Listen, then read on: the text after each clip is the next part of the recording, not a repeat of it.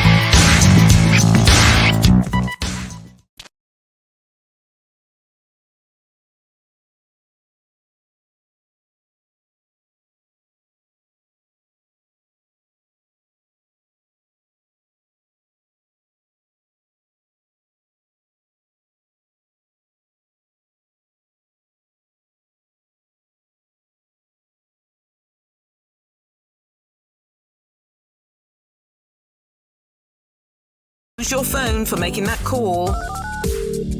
And get talking across the northeast, please. Because this is Night Owls with Alan Robson.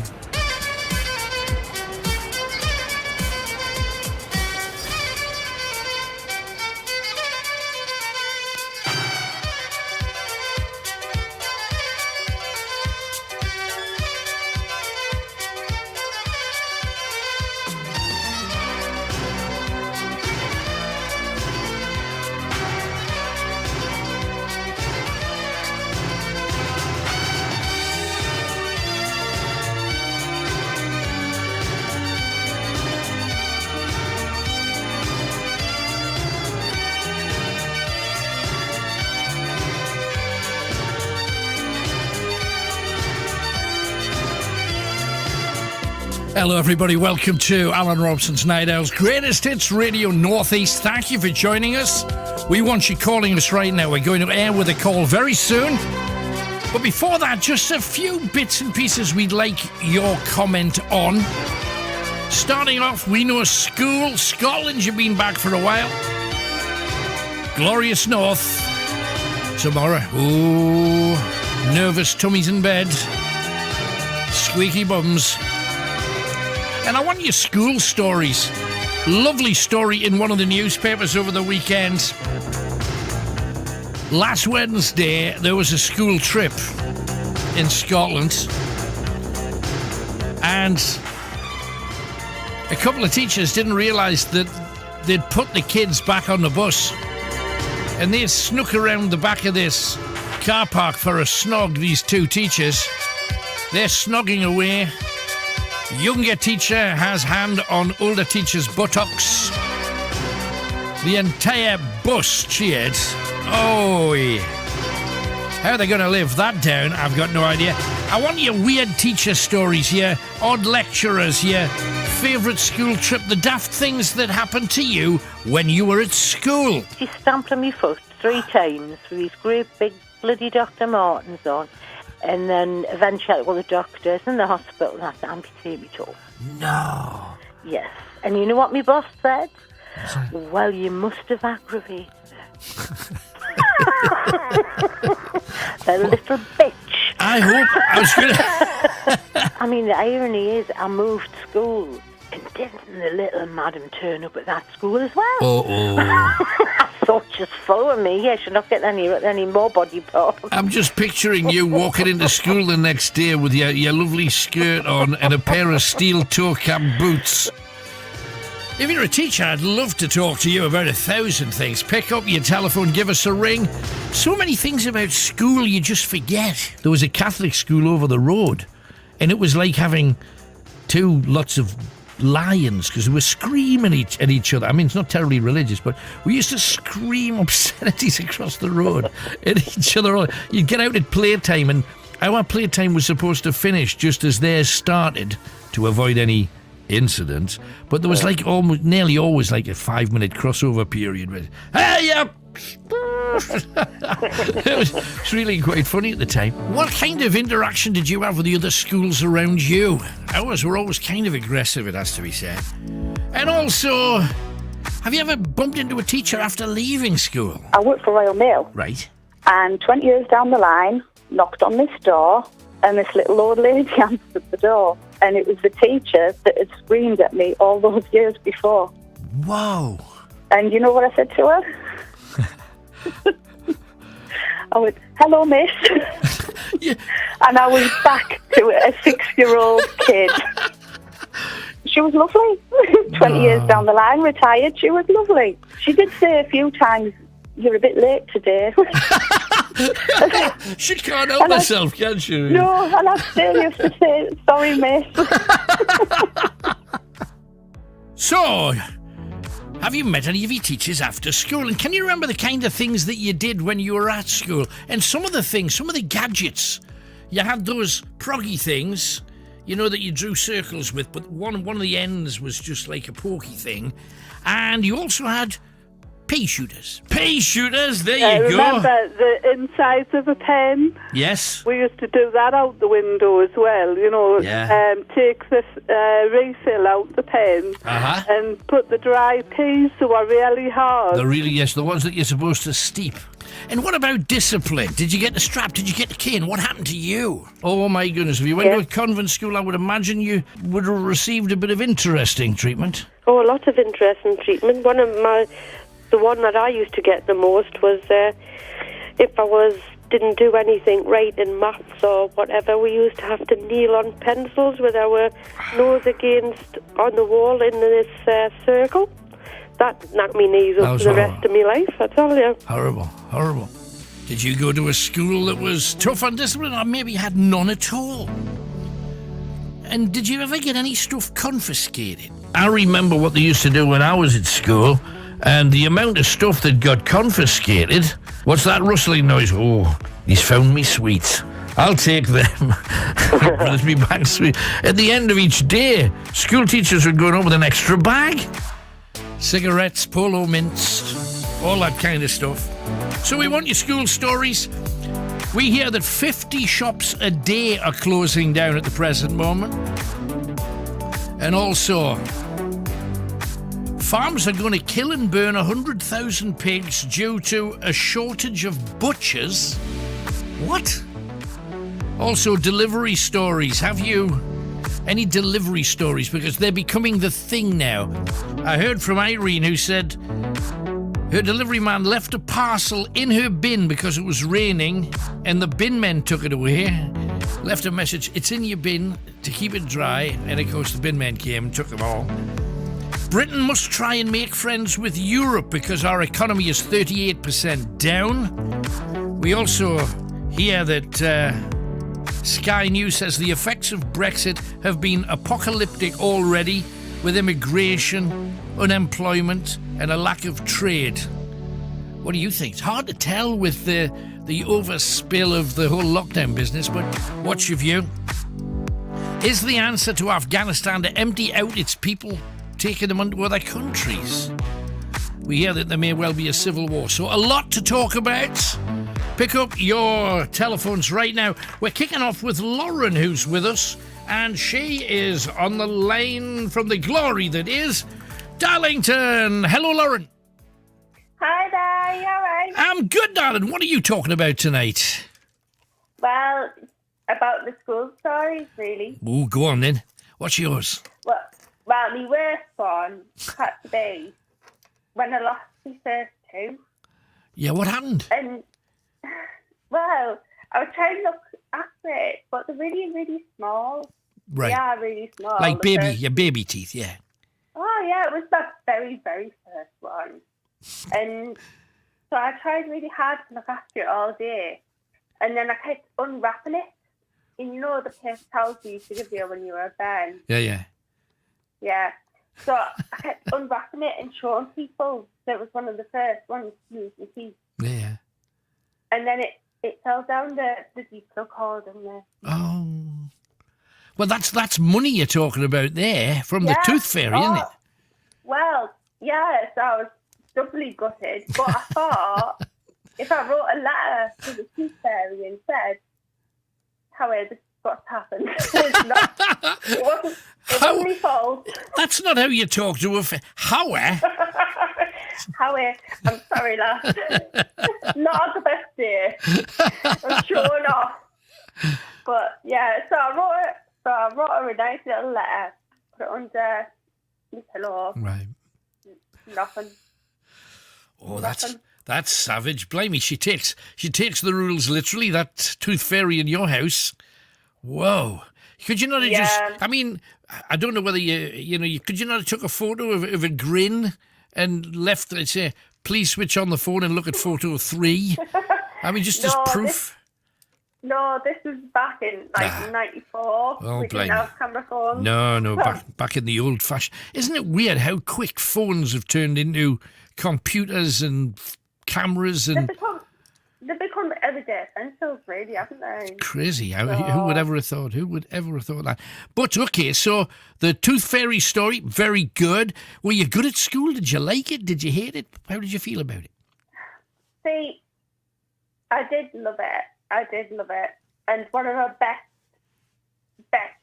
actual moments of being a child was being at school. And it was when I was in year 2, so this was back in 96, I think. Right. I was only about 6 or 7, and my dad had gone to work abroad, and he'd been away in Saudi Arabia for a year and a half. He was a landscape gardener, but he'd got a job over there. Saudi Arabia, landscape gardener. We're talking serious sand here. I mean, he was a. So did he go for the sandy look? I mean, was that his thing? No, he works in a zoo. So, right. Oh, that makes sense. Right, okay. Yeah, so he went over there, and we didn't really get to speak to him much or anything like that. If anything, it was by fax back in the day. Oh, blimey, right. Yeah, and he used to tell me about naughty monkeys and all these random animals. And he was a very good artist, so he used to draw things and fax them through. Oh, right, that's nice. Yeah, and then one day, I was in year 2, like I said, and somebody just came to the door and knocked on the door, and it was like an old-fashioned school when it was all on one level, and like you couldn't see anything coming, but like somebody knocked on the door and went, "Lauren, it's for you." I was like, "What's for me?" It was my dad. Oh, wow. And it was like after a year and a half of not seeing him. Unbelievable. I didn't recognise him at first because he used to have like long ginger hair. Right. Runs in the family. And he'd shaved it obviously because of the heat over there, and it took me a second to realise, but it was one of those moments that nowadays it would have been on camera and it would have been... It would have gone viral and everybody was seeing you crying and him crying and big cuddles and all that kind of stuff. Great. Oh, yeah, he was a big crier. I was a big crier. And like, it was just so nice. But, yeah, so they're the worst and best parts of being at school, I think. No, that's wonderful. I mean, the thing that I remember vividly is Sunday nights, especially the Sunday before you went back after the holidays. Because, yes, you were bored stiff the last couple of weeks and you couldn't find enough things to occupy yourself, but you didn't want to go back. And then you looked at your timetable and it was double maths, then physics, and you kind of go, oh, God, blimey, do I really... Yeah, but sometimes people are really excited to go back. New schools, new shoes, whole new outfit. You could be a whole new person sometimes when you start. Well, this is true, and you did see all your mates, which was pretty cool as well, that you didn't necessarily see. Hey, but good stuff. Thank you very much for coming on. Good talking to you, Lauren. Yeah, very well. You too, bye. Bye-bye. So there's Lauren's story with school-related stuff. 01914 88 3188. What are you going to talk about? Pick up your telephone and let's get to it. We would love to hear from you right now on 0191 488 3188.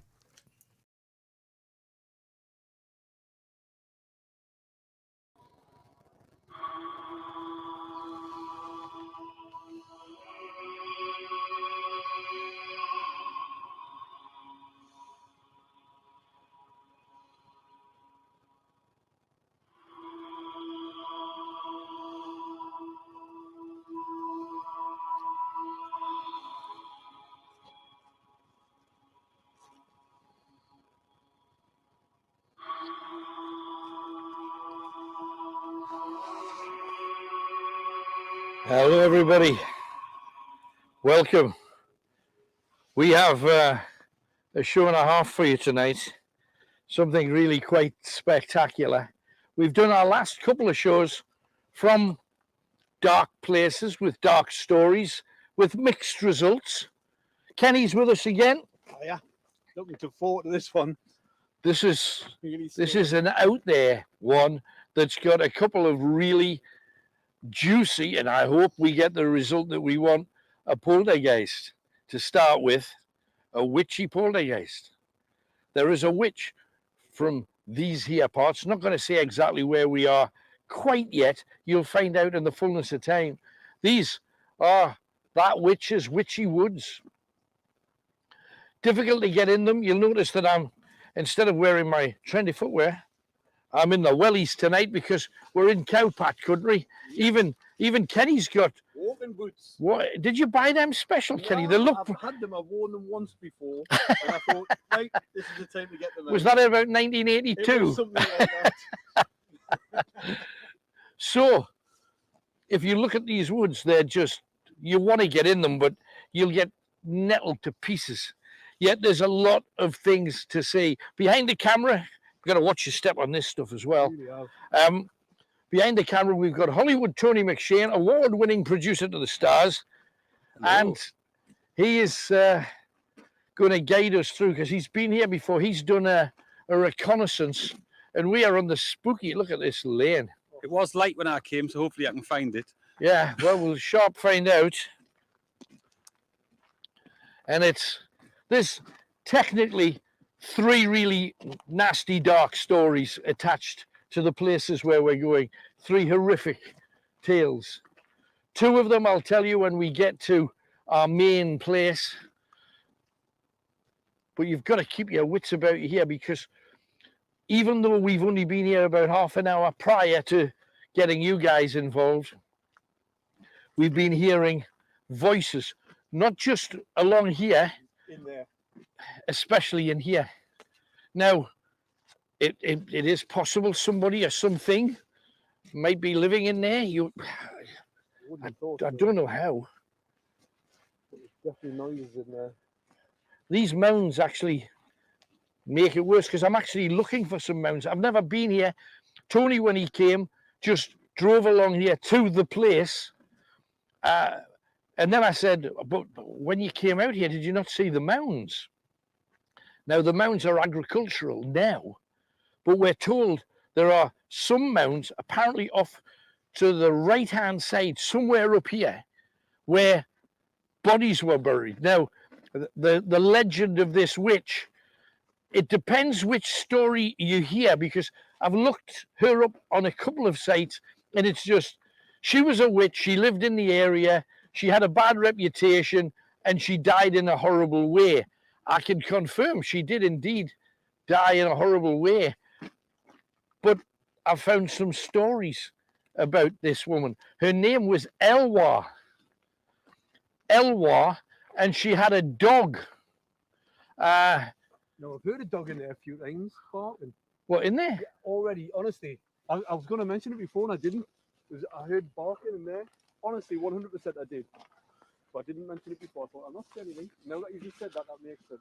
Well, she had a dog, and it was a large dog. And the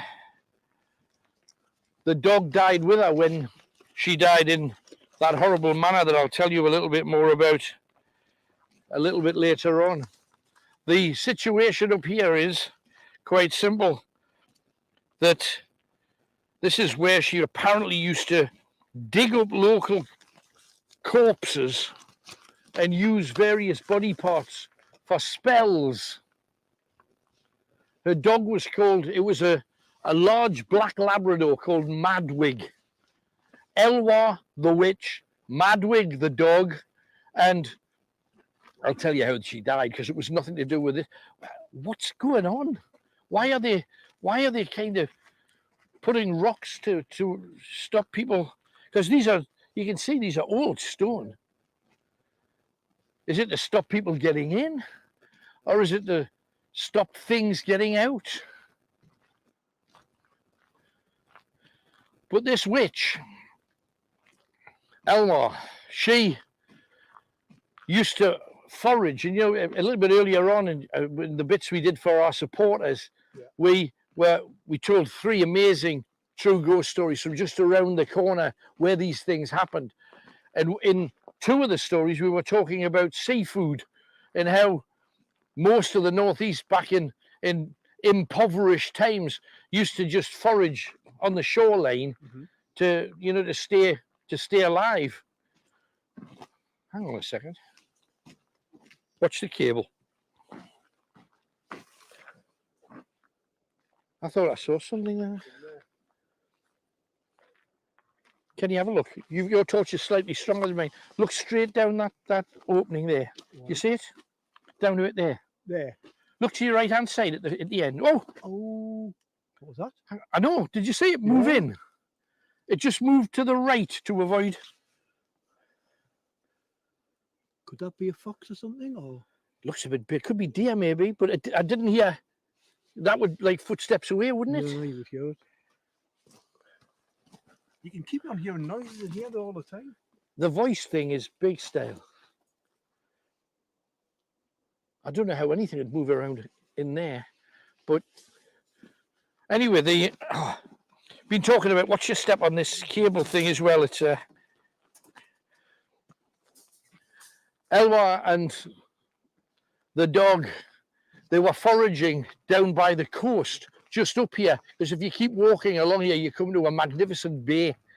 And if you go to that bay, even now you can pick up winkles and cockles and all kinds of things.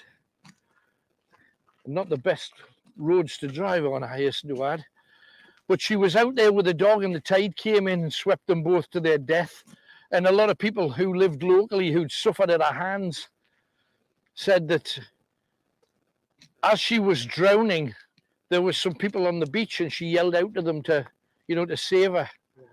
And they said no. They refused. So in the process, she cursed them. And she said that, that this area here. People having fire. What?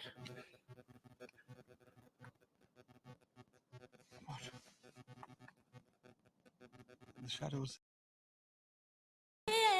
How good is that? What a musical way to kick off the show.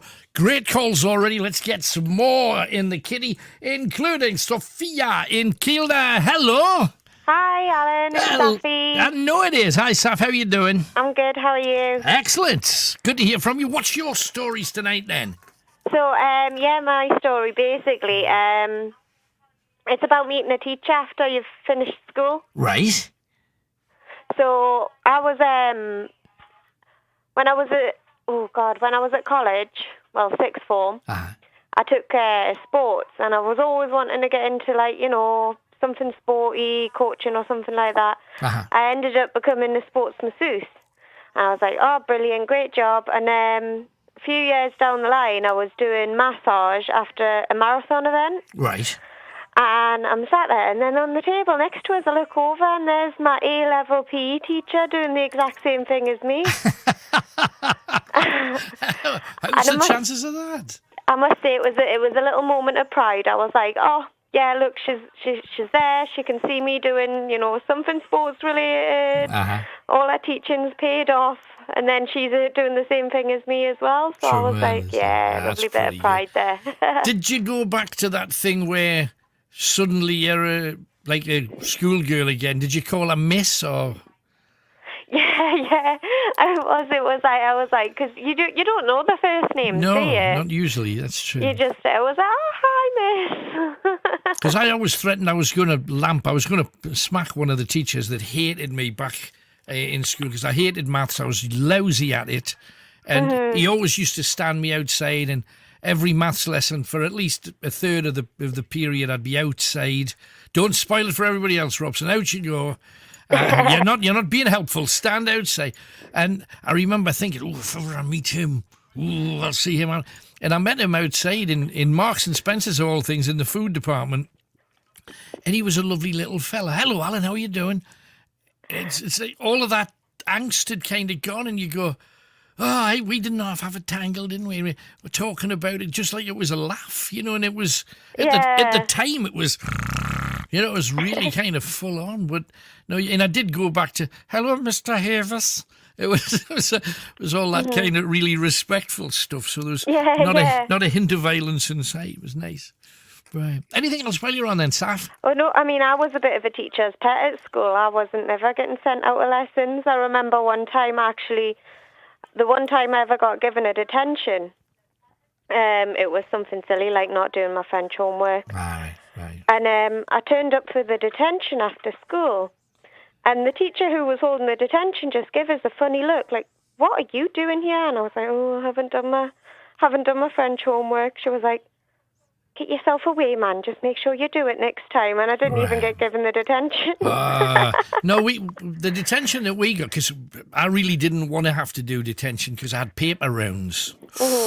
So you had to be away as swift as you could. And they said, as soon as you've managed to write on the blackboard 50 times, I will not, and it was probably something like talking class or whatever. And you know how hard it is to write that in chalk? 50 times on the blackboard. So I did as many as I could, and then I beetled off. And when I came in the following day, he said, you're in detention tonight as well. You were 7 short. Oh, no and way. I filled the blackboard. But it's just funny because the pressures when you've got a paper round really kind of makes you realise, you know, what you're going to have to expect when you go to work later on. You know, got to be there for a certain time, got to have it done by a certain time. And it's school, especially after school, you don't have to rush, you don't have to do anything. You can normally be fairly flexible. But work, you see, creeps in. It's a handy discipline to have. Anything else, then, darling?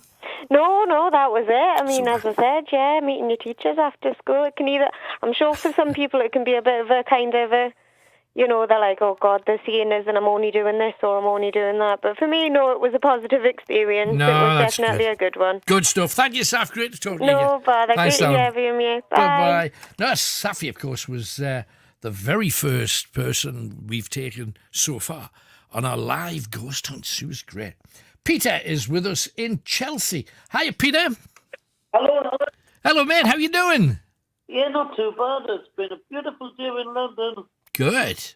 Yeah. So what did you do with it? What did you do with your beautiful Sunday in Chelsea then? I've got a little backyard. And I've got the area shelter as well, you know, the World War II one. Right, huh? Yeah, I think I've told you about it before. Yeah. You know, the area shelter. Yeah, the old school area shelter that they used to have. Brilliant. So what were you doing in your area shelter when it was as lovely as this? You should have been in the park getting a bit of tan. You get some. We haven't had any record-breaking temperatures this year, thankfully. Yeah. Are you glad of that? Or are we all going to wither and die with climate change? That's the reason why. Yeah, that's the reason why I moved south, because I can't stand the cold, you know. Right. Once you go past Doncaster, you get that chill in there. I think I was born to live in a hot country, you know. So is it warm enough down there, or do you think you're going to have to take another leap to Spain, or? Always a nice temperature. Even Newcastle, you get a better temperature than you do Sunderland. Because once you go past Felgate, you get the sea mist coming in, you know. The fret, yeah. Yeah, we get a bit of that. Alan, I was looking on the BBC News the other night. Uh-huh. And the Church of England, they're going to update, you know, the records, the burial records, etc. Right. And I think there's 16,000 cemeteries in the country, and they're going to take a photograph of every gravestone. It's a mammoth task. It's going to take about 6 years, you know. I'd say at least that. Have you seen gravestones and what they look like? You cannot read half of them. Yeah, but I've seen them on my ancestral research. I don't know where they get them from. So, right. But it's, they're modernising the records, etc. You know, but it's just I've seen it. The man is going around the cemetery and he's like taking photographs of each. Yeah, amazing if they can. It's just moving with the times. I was born 1959. It's a different world, you know. No, for sure. It's just if you go around any cemetery, because some of the graves have been there 1800, 1700, 1500, some of them, and they're really worn by the weather. It's gonna be a monstrous task just trying to find out who they are and what the graves actually say. We've got a huge one in Brompton Cemetery near me, you know. Right. They've got the old burial chambers in. It was the fashion in Spain or so, but they weren't popular with the Victorians, you know. No, because they're just essentially sliding a coffin in a wall, isn't it, with like a door on the end? Yeah, I've seen there's photographs of it, you know, like in the cemetery. I'll take a shortcut when I'm going to... Right. So do you want to be buried or do you want to be cremated or how do you want to see yourself out then? I would like to be I think I'd like to be buried in Brompton Cemetery because there's some famous, the Royal Brompton Cemetery, because there's some famous people in there, you know. Like who? Oh, what's the name of it? Yeah, what's the name of the man with the golden voice? Richard Tober. All right, Richard Tober. Okay. Yeah, I used to learn all them Frank Wobben when I was a kid. All right. The 30 songs, you know. Yeah, yeah. Al Foley, etc. I like music from all decades, you know. That's good. It's come from the Tudors. That's brilliant. It's Margaret Tudor, my grandma, 40 generations ago. Yeah, yeah. Music was my first love, and it'll be my last. Yeah. And that's one of my favourite songs. The Man from Shields, brilliant. Therapeutic for people, Alan. You know, to listen to a bit of happy music. Happy music. Puts them in a nice mood and that, you know. Well, that's good. We'll try and play some smilers for you tonight. Anything else then, Peter? That's about it. That's but sometimes it does you good to have a good cry sometimes because you feel better after it. No, well, that is really good. Can you just cry at random? Or when was the last time you had a good bubble then? Yeah, I don't. Sometimes if I listen to sad songs like Diana Ross and Lionel Richie or something, No, you know? blame it, right. You start reminiscing from the past.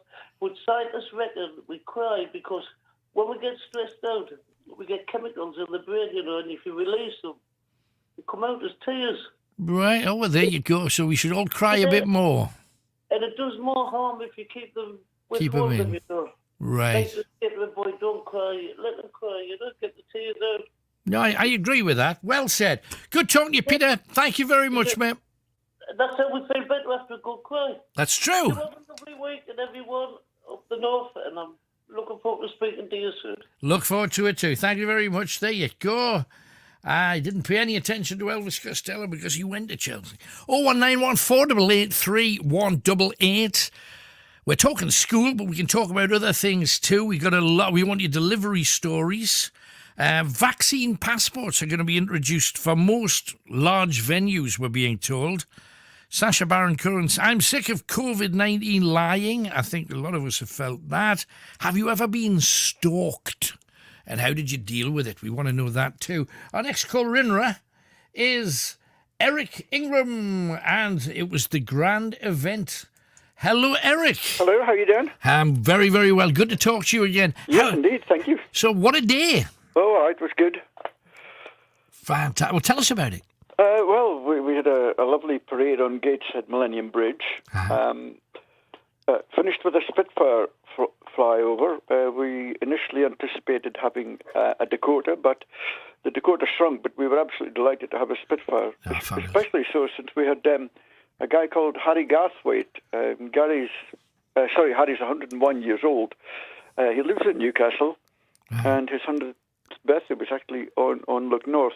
But Harry had an amazing career. Flew Blenheims, Beaufighters, Westland Whirlwinds, Hudson Spitfires. I mean, he flew just about every type of aircraft going. 2,231 flying hours and 517 of them operational on 23 different types of aircraft.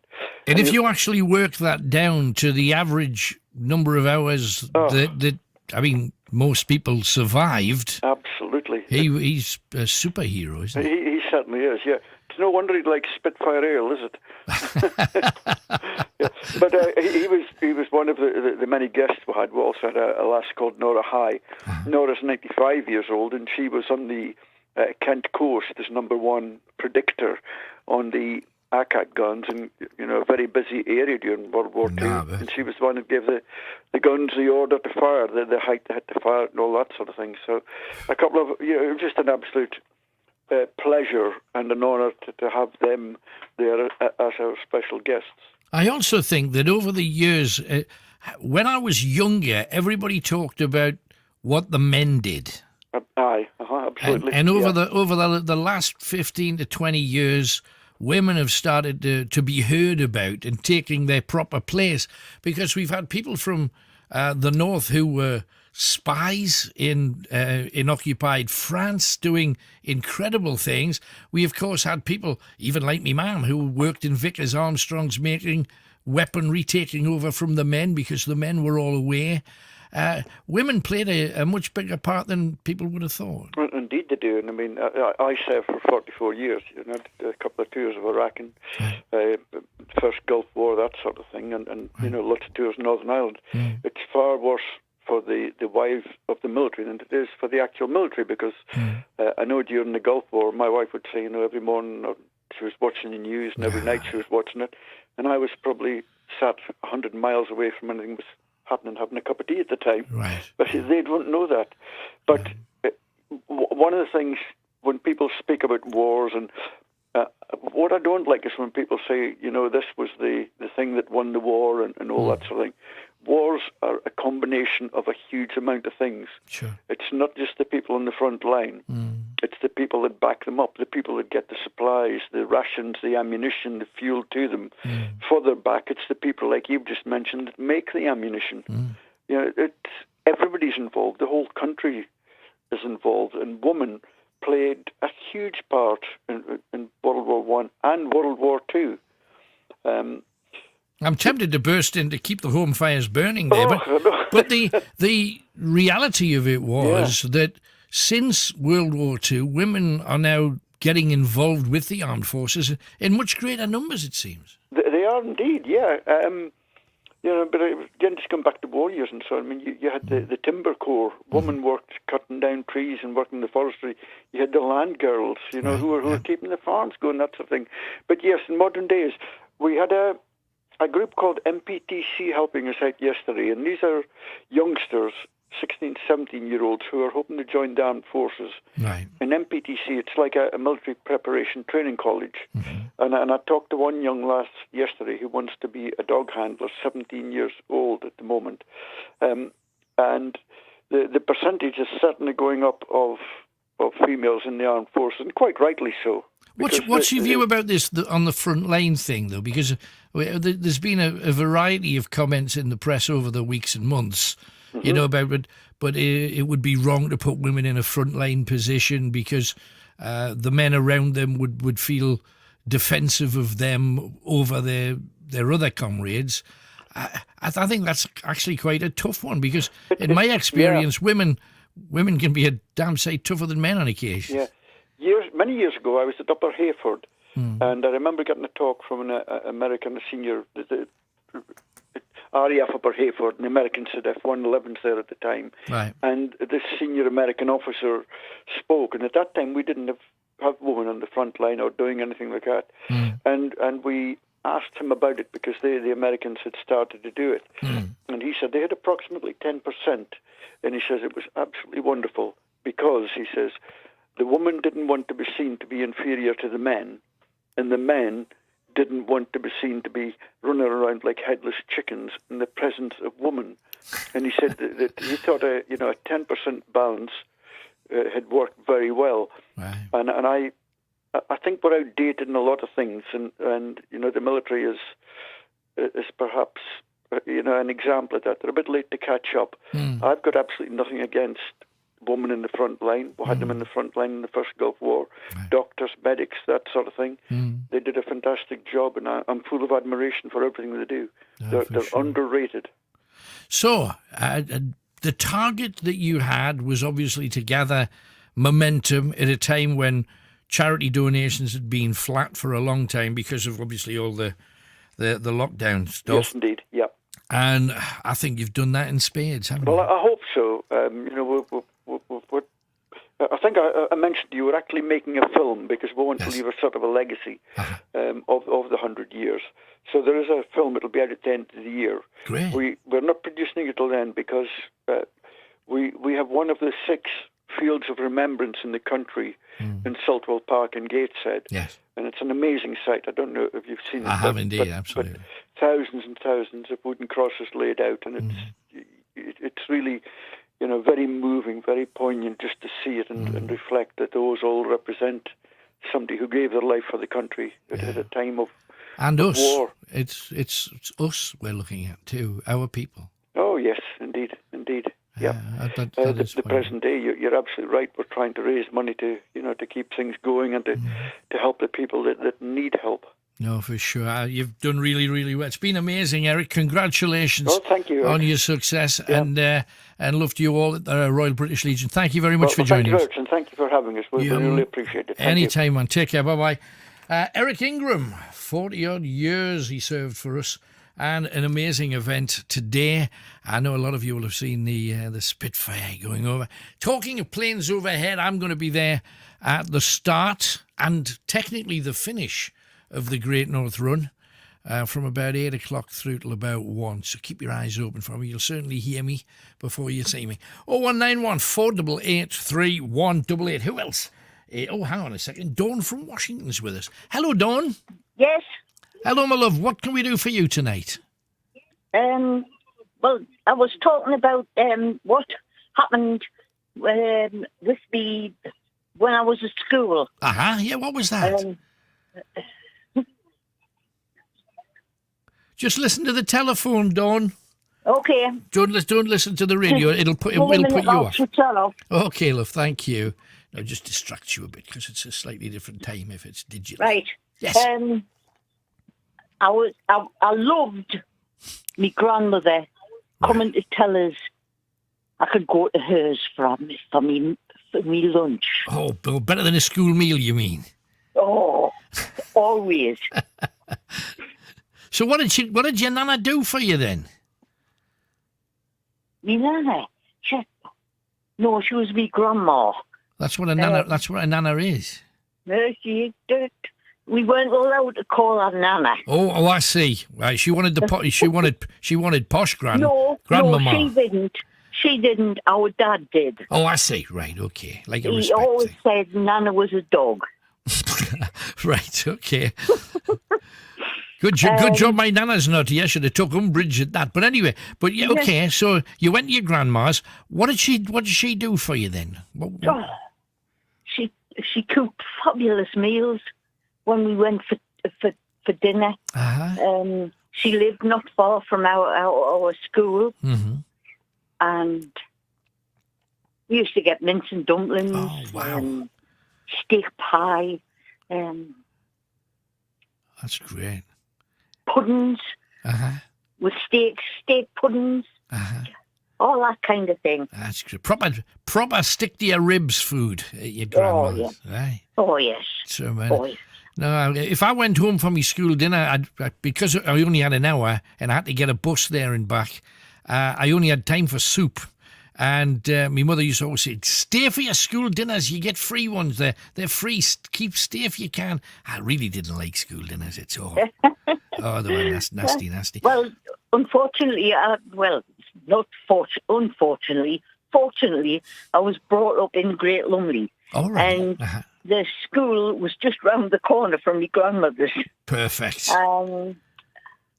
She used to come up to the school and say, come to my home today for your lunch. Right, excellent. And it was fabulous. No, it was fabulous. It's great getting spoiled. That's the business. Did you like school then back then or not? Yes, I liked school back then. Yeah. But I've got something else to talk to you about. You go ahead, do. I rang you a few months ago about Richie. Yes. Who had myeloma cancer. Yes, that's right. He's been stuck in the house since March 2020. He can't go out anywhere. And he's extremely ill. I'm sorry to hear it. Oh, my goodness. He's been in hospital 4 times with his kidneys failing. Right. And is there anything they can do for him? I mean, is there any operation he could have? Or No. Right. There's nothing they can do. They can just give him his tablets. Right. Oh, my goodness. I bet he's frustrated as hell as well, being kind of trapped in the house. He's stuck. He's been in bed for 3 weeks. Right. And I'm so frustrated. Yeah, I bet you're worn out as well, because that's an extra job for you, isn't it? That's the thing. I am. I've just managed to get some carers to come in. Good. Give yourself a little break. How long did they stay for then? It's just an hour. Oh, blimey. Twice a week. Hell's teeth. Well, that's not much of a break, is it?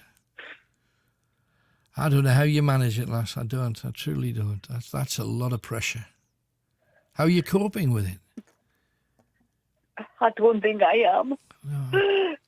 Yeah, but you got to be strong for him, haven't you? That's the thing. Yes, exactly. Dear me. Is there no way you can ask the carers if they could do half a day, even if you just got your head down, so that you didn't have to be keeping one ear open for him? Well, the thing is, he's sleeping most of the day, so I can get my head down. Right, I see. Right. But he shouldn't be. He's going to see his doctor, his consultant on Monday. Right. And I'm going to go through this all. Go with them. Now that's probably a good idea, because maybe they can get a little bit more help for you. I would love to think so. I will send them my love. It's lovely talking to you. Stay strong, lass. Good luck to you. Thank you, Will. Thanks, love. Bye-bye. Oh, what a shame. Don't you wish you could just, frankly, do anything? 01914 883 We've been talking about school, so as you know, on Night Owls, Greatest Hits Radio Northeast, we are going to take you back to some of the early days of a star or two, because the stars come out at night on the Night Owls programme, and it's Tony Hadley from Spandau Ballet talking about the early days. Growing up, were you a good kid, bad kid? What kind of kid were you? Yeah, I was a pretty okay kid. I mean, you got to remember what Islington was like in the 60s and 70s. I mean, we still had, opposite my mum and dad's house was a bomb site from the Second World War. So, I mean, I sound like I'm ancient, but I mean, there were still bomb sites around London when I was a kid. We used to play in ruins and stuff like that. And also Islington was there were a lot of gangs around there.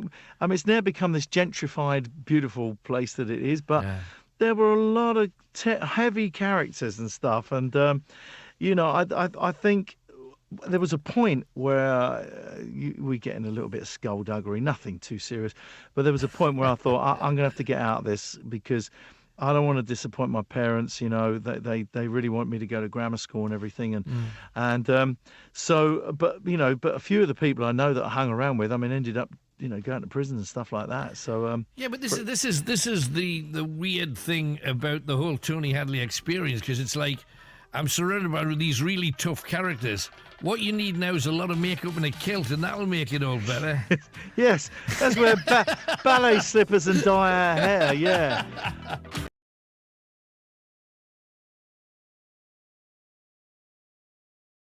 Having a fire? Camping, maybe? Maybe.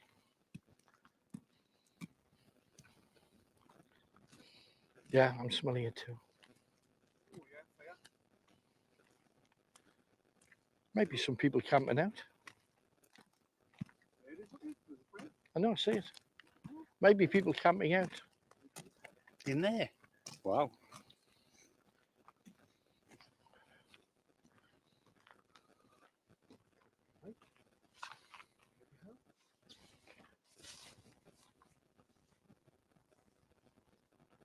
What's going on? We need to go through water. I mean, this area has been used by witches for like hundreds of years. I know, but get Tony near the camera. That looks great. Yeah, Tony. That looks mad. Is there no people there? Yeah, but you see, if this area has been used for witches by, it could be some kind of witch. We cannot just not go. See if we watch the nettles on your fingers. Okay. That's exactly what I mean.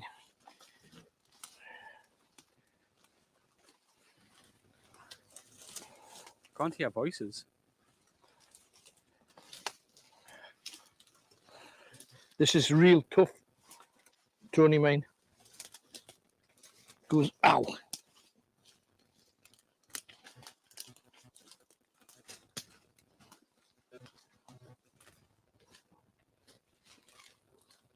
Careful, Kenny.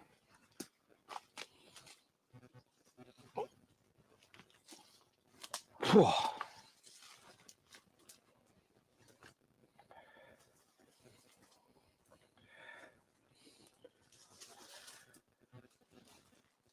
I'm not sure which way to get rid. It might be down here, Kenny. Ow. Can you get down here, Tony? Is it? I was just waiting to see if it was worth it.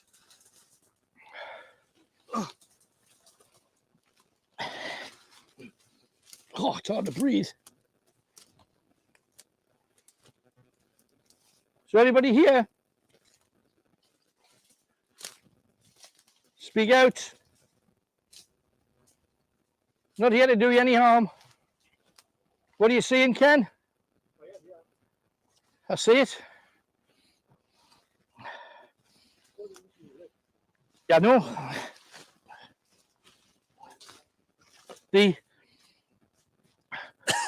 Yeah. Witches, especially in places like Winleighton Mill, Rowlands Gill, Chopwell, they still carry out, some of the darker ones still carry out rituals in the woods. There have been cases of dead animals being used, and instead of, oh, you're getting a lot of smoke. Kenny, make your way back, mate. Stay safe. It seems to be actually building up on the far side. Oh, let's get out the smoke if we can. Oh, blimey, it's full on here. But a lot of the witches, instead of killing an animal, they'll let nature do it. And unfortunately, that in some cases have meant that, I've been nettled to pieces, mate. Oh, God. Yeah. Kenny, can you manage to get out there all right? Watch your hands on stuff. There's nettles and all kinds here. Ow, said he, latching his groin on one. Ouch. Oh, that'll be an interesting rash in the morning. But sometimes,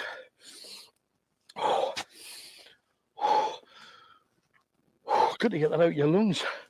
How much of that fire could you see? I could just see it flickering. I don't know what you can see on screen. I hope people can see it, but you can see the smoke coming out. I can't believe there's no people there, though. Once you get out, Kenny, knock the torch off. Can you manage? That's where you want to be. That's where the path is. Here.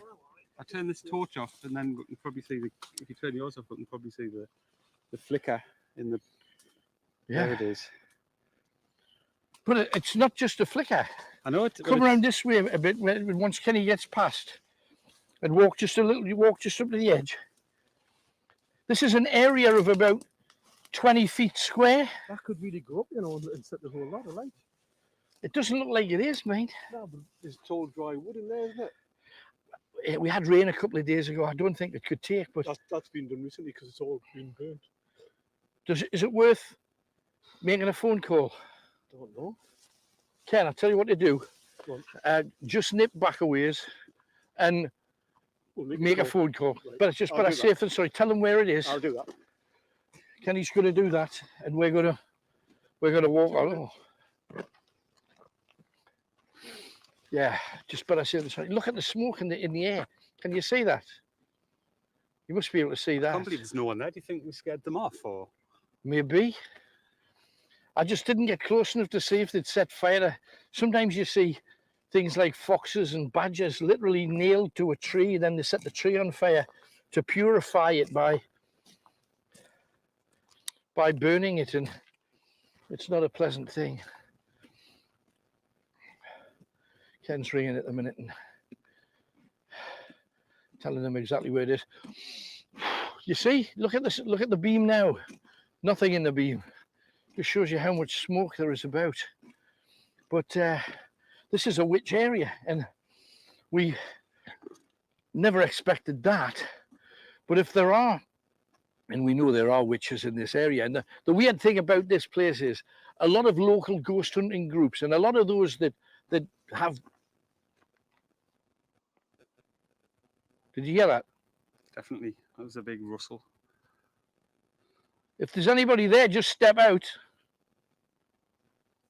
Talk to us.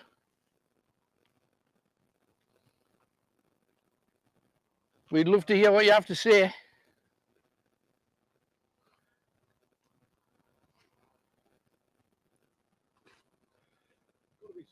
There was somebody just moving in there.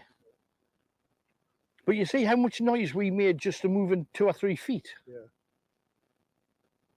That's dry wood. Well, that's a, so you've rang. That's good.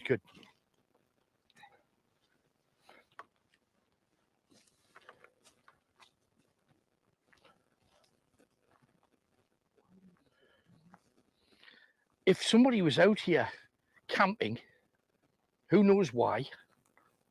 It's not for us to say they can it. But you're seeing somebody.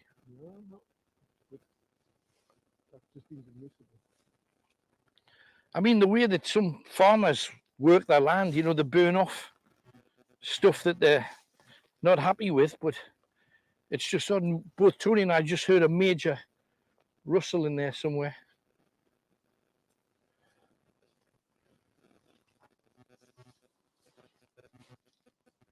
Stop, Kenny. It's over there somewhere. Maybe something or someone.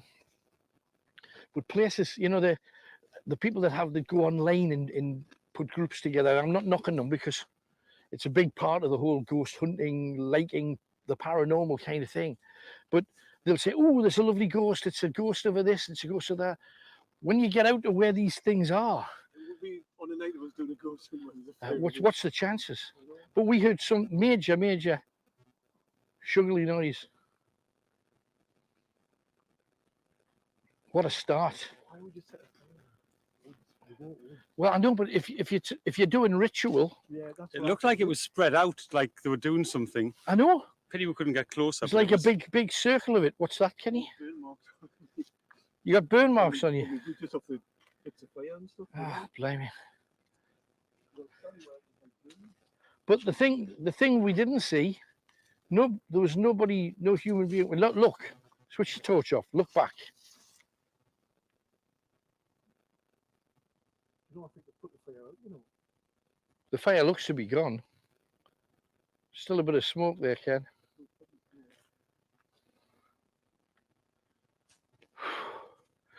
So, we tell stories about witches, and you'll see them on websites with a picture of a lovely little happy smiley ghost and say, well, this ghost lives there, and the reality is, what?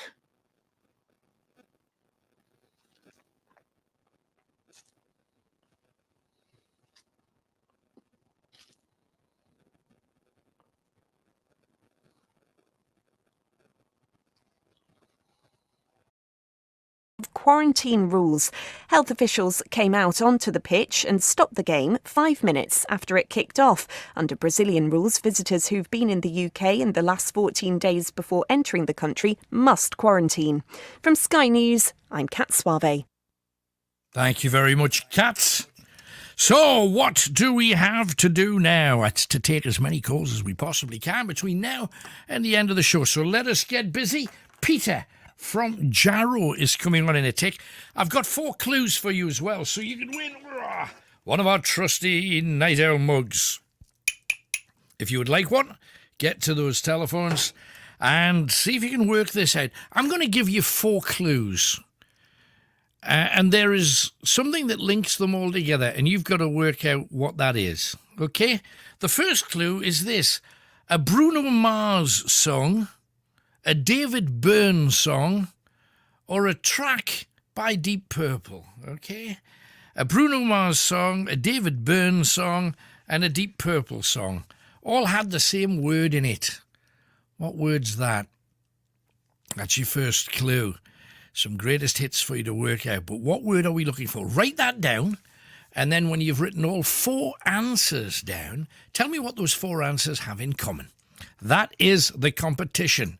So let's see how well you do. 01914 488 3188. We promised you Peter, and here is the man. Hello, Peter. Hello, Alan. Hello, sir. What can we do for you? Well, let me just tell you, it's been a long time since we've actually spoke. But I'm glad you're back, and I'm glad I'm back speaking to you as well. Champion, thank you, Peter. Good to hear from you, mate. So, Right, what you so, got? Well, as you know, or as you may have recalled, I'm in security. Yes. Right. So I was just doing my job at a gig in Scarborough. Uh-huh.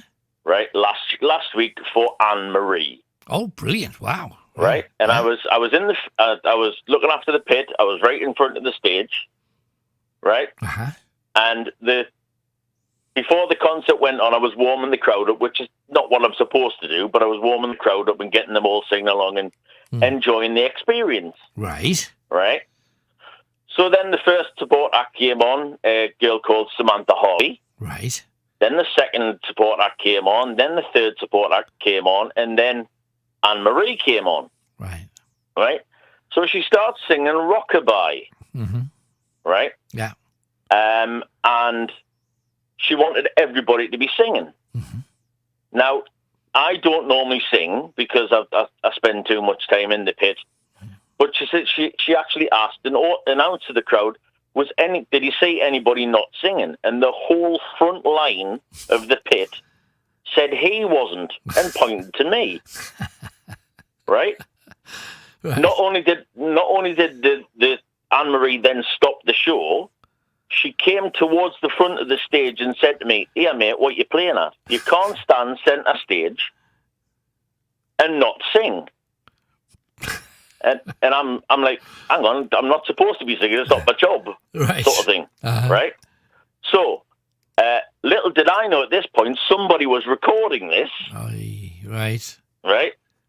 And then, after the song was sang, she then stopped the concert again. Come forward, I just need to find out where you're singing. And I nodded my head, yes, I was singing. And the whole front line of the crowd were, yes, he was singing. And then she announced to the whole open air theatre, yes, he was singing. And there was a great big giant uproar, you know. So then she starts singing 2002. Right. And I thought, in for a penny, in for a pound, so I starts dancing. Right? Little did I know somebody was videoing that too. Right. Put the video on TikTok and Instagram. Whoa. And Twitter. Right? Uh-huh.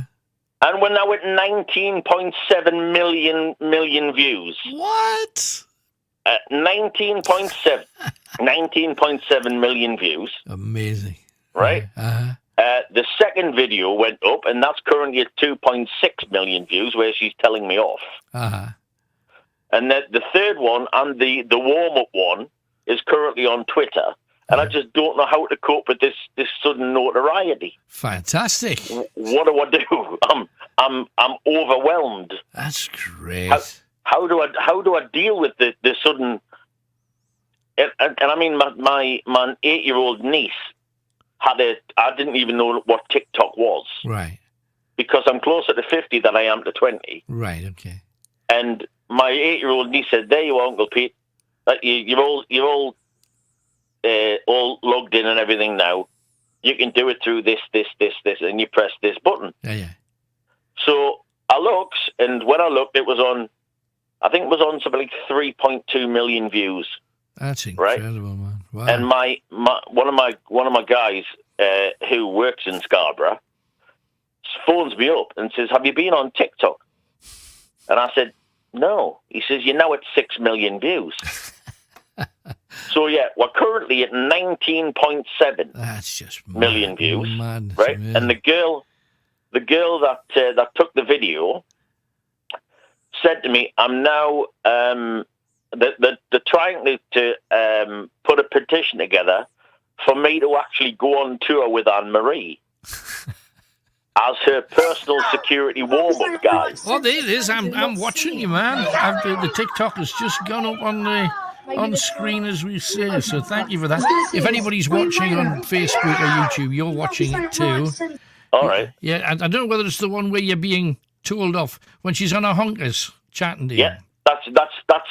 She's on a honker saying, and I'm side on to the crowd. Yeah. And she's saying, you know what? That's the one. Why wasn't I singing? Right. Then the one where she's actually kneeling down in front and asking me, was I singing? And the whole crowd goes, yes, he was. Right. But the dancing one is the one next to it. Right. Where I'm in my full high vis and everything like that, just waved my hands in the air. Well, 19.7 million views at the moment. Amazing. Well, I mean, what next? Are you going to open your own TikTok channel and you're going to Instagram everybody? Well, no. I don't. I honestly, Alan, I haven't got a clue what is happening in the world. The world has gone absolutely nuts. But over you, which is great. Congratulations. But the apparently, and I looked, and there's 35,000 comments, right? And 99% of them are really, really good. Oh, this guy's great. He's so adorable. Blah blah blah. We should keep him safe and all that kind of stuff. Right. And there's one or two that says, yeah, he should have been doing his job, but hey, good for him. And Well, I no, bet absolutely. The sign of a good security guy is he doesn't look like he's doing anything. You know, that's the trick. You're having fun with the crowd. Why not? Oh, yeah, absolutely, I was. But you know, I'm back in Scarborough this week for the last three shows. Right. And I'm this. As you can tell, I'm lost for words. I just don't understand what the world has literally gone nuts. That's great. It's lovely to see. I love all of that kind of stuff. And if you are sitting around bored out your tree like a lot of people have over lockdown, you're cruising the YouTube channels, watching all this kind of stuff. It's cool. So, hey, well done. Just keep dancing, man. That's great. Keep Thank you very dancing, much, keep sir. smiling. Lovely talking to you. Thank you, Peter. Cheers, mate. Bye-bye. Thanks, man. Bye-bye. Well, there you go. 19.5 million hits. Whoa. Amazing. 01914 883 188. Keep the calls coming. Neil's been on about the whole school thing. He says, I remember finding a ball in the playground at school, in the junior school I attended. I picked it up, held it in my hand. We lined up to go into lessons, and after the break, a teacher spotted the ball in my hand. He pulled me to one side and, to my horror, accused me of stealing it, as a girl at the school had reported that she'd lost it. I explained that I was taking it to lost property and received the ruler across my hand. Oh, we've all had that. Talk about trying to do a good deed. Crazy. That's Neil in South Shields. And there you go. The lost ball has been found. You ever get punished for something you didn't do? Or something you did do? Tell me that too. 01914 883 188. And our next caller in is Peter, who is in Long Benton. Hello, Peter. Hi, Alan, you alright? I'm good, mate. I gather something's happened. What's the crack? Bit of a strange one, to be fair. Yeah, what's up? So me and my brother went down to Birmingham to watch one of our friends fight, Ryan. Right. And we went to Edgbaston Stadium. We went back home. I say home, back to the hotel room. Right. We stayed at somewhere called the Moseley Arms. Right. And it's a pub-stroke hotel. Okay. So it's a pub with 30-odd rooms above us. Uh-huh.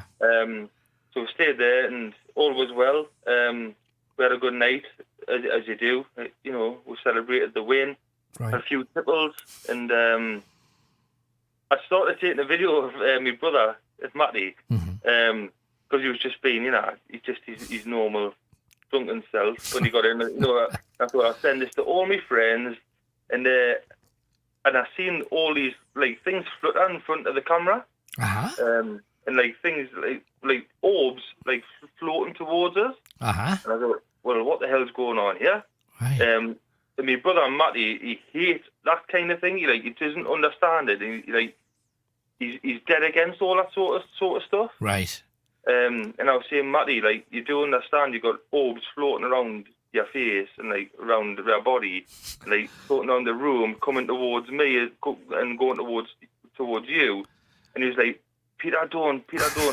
you can't be saying, no. And I said, come here and just look. And literally all I had was my mobile phone with a light on. Right.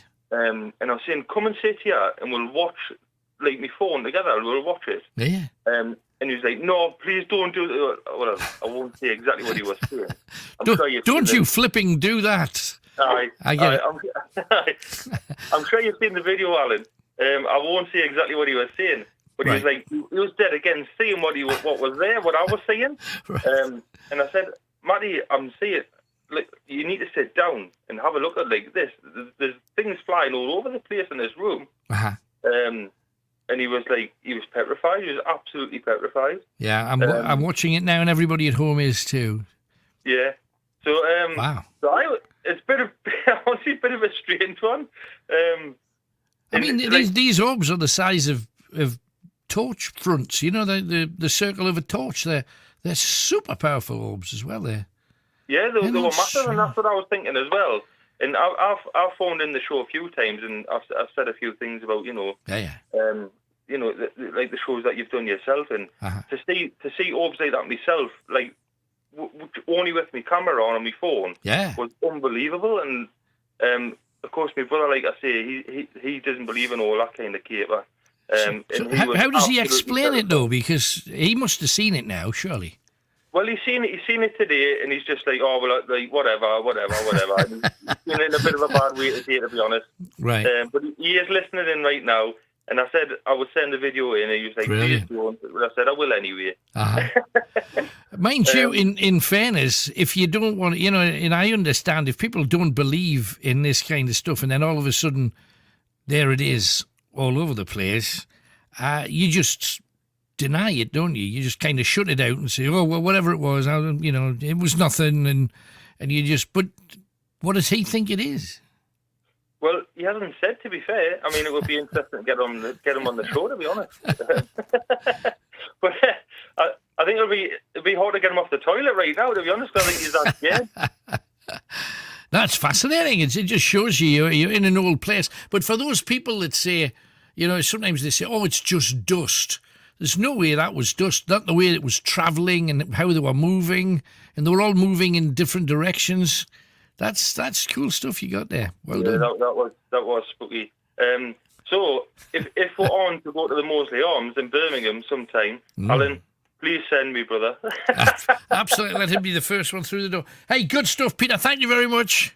Yes, Alan. Good to hear from you. I love it when people send the stuff in and then we can show it to you guys, those of you watching on Facebook and YouTube. Those of you listening at home, it was a standard hotel room, really, but with very, very large orbs moving at incredible speeds in different directions. And there was no way you could put that down to dust or perfect circles, moving around almost as if there were people with torches doing it, but they obviously wasn't. 01914 488 3188. That's the telephone number to ring. Remember it. Give us a call. Make it happen. Now, we're talking about all things school-related. Alan, I got picked up by the hair, swung off the tables, kicked up the jacksie, out the door, ripped my pants, off my German teacher. How bad can you be at German grammar to get that kind of behaviour? So what kind of treatment did you get from your teachers? We've got Yvonne, who is in Whitburn. Hello, Yvonne. Oh, hello, Alan. Hello, good evening. What can we do for you, Yvonne? I want to make a dedication to someone who's very popular in South Tyneside. A terrible thing happened to him. It was Pete Boyack. He was the ex-mayor of South Tyneside and then councillor.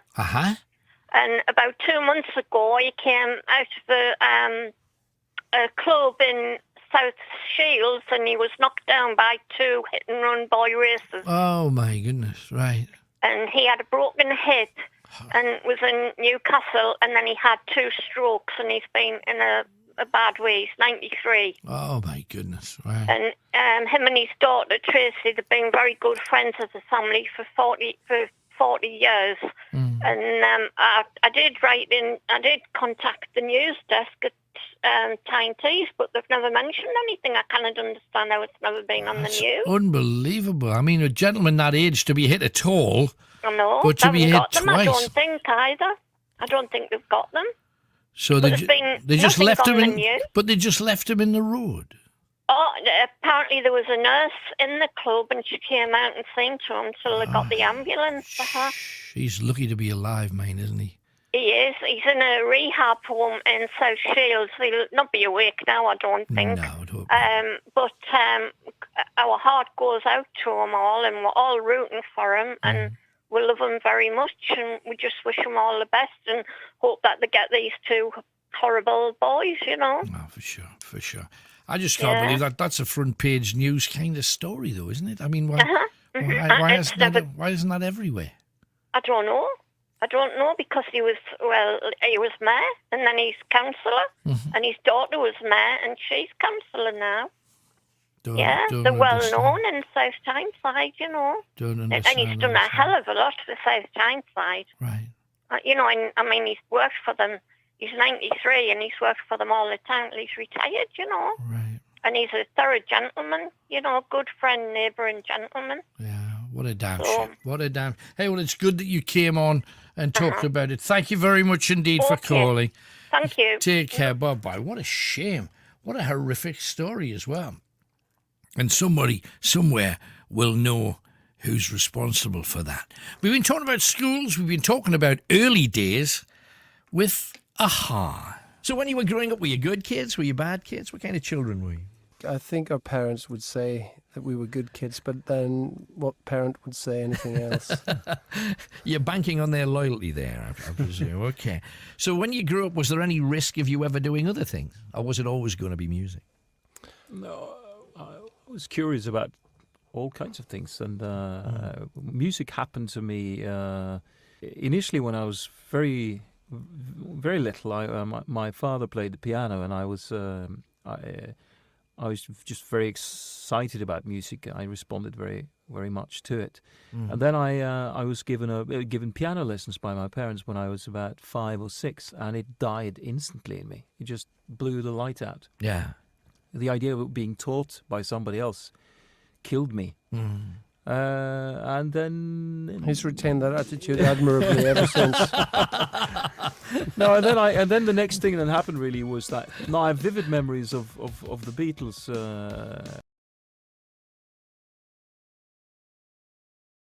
Any harm?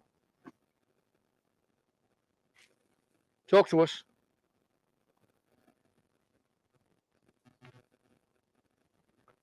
You don't have to come out. Just tell us what you know. That you're there and we leave you alone. Oh, God. What was that? Jesus Christ. What was that? What was it? I don't know. It was coming from down there. Just here, wasn't it?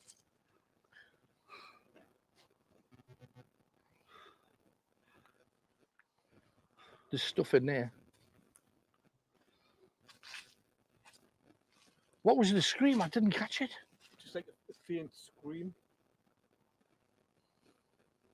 Because we've all seen like films like The Devil Rides Out, where they're surrounded by candles and they're carrying a ritual out, usually in a cellar on a huge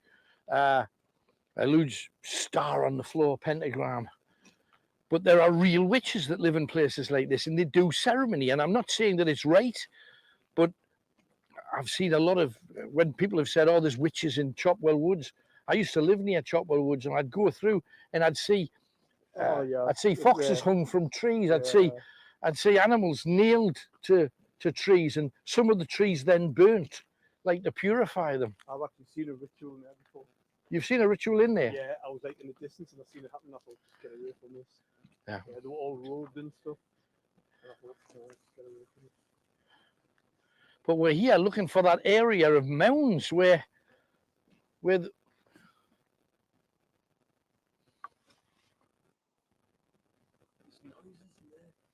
stuff I know. And also the fact that we're the only thing with lights in the wild things. Every now and then something too big for me to be comfortable with comes towards the spotlight. Don't forget to share. Yeah, please don't. Share away. We got goodie bags to give away. Very. Oh my! Right. But what scared it? What scared them? Loads of them still fluttering there. Look. What scared them?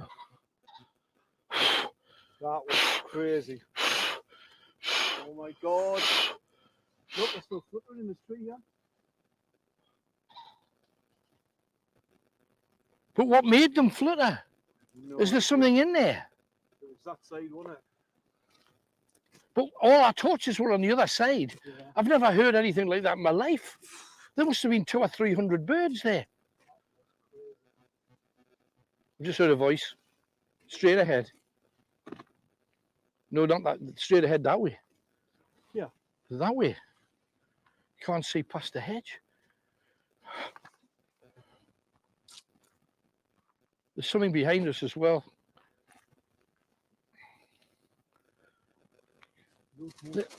Whoa.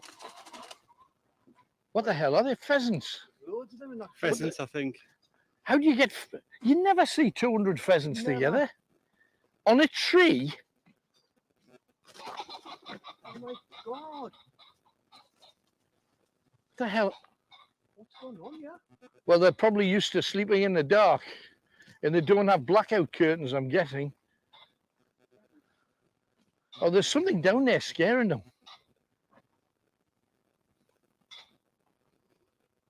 Look at them in the tree there, you can see them. There's loads in the tree. There. What are they? I have no idea what they are. What the hell are they? They're not like any bird I've ever seen. A bird like that before me, like. There's 1, 2, 3, 4, 5, What are 6, pheasants? 7, 8, 9, 10. Are they pheasants? I don't know what they are. They look like pheasants. But the pheasants have got big long tails, they haven't. No. Partridges? Possibly. Partridges, is that pear tree? If so, they're a bit not early. Christmas.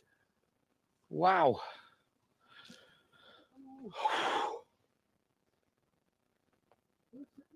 Did you hear a whistle? I heard a whistle there. This is one of them game things, isn't it, where they like get them up and they're shooting them. It might be. People guns across the city. Hell's bells. Scary.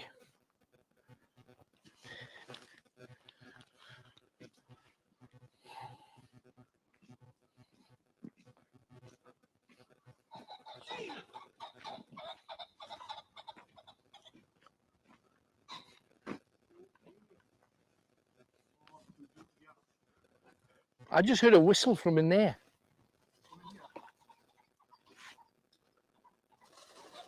Hang on, there's a light across there, look.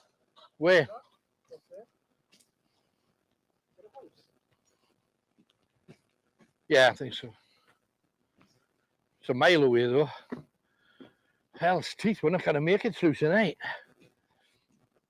My heart's in bother.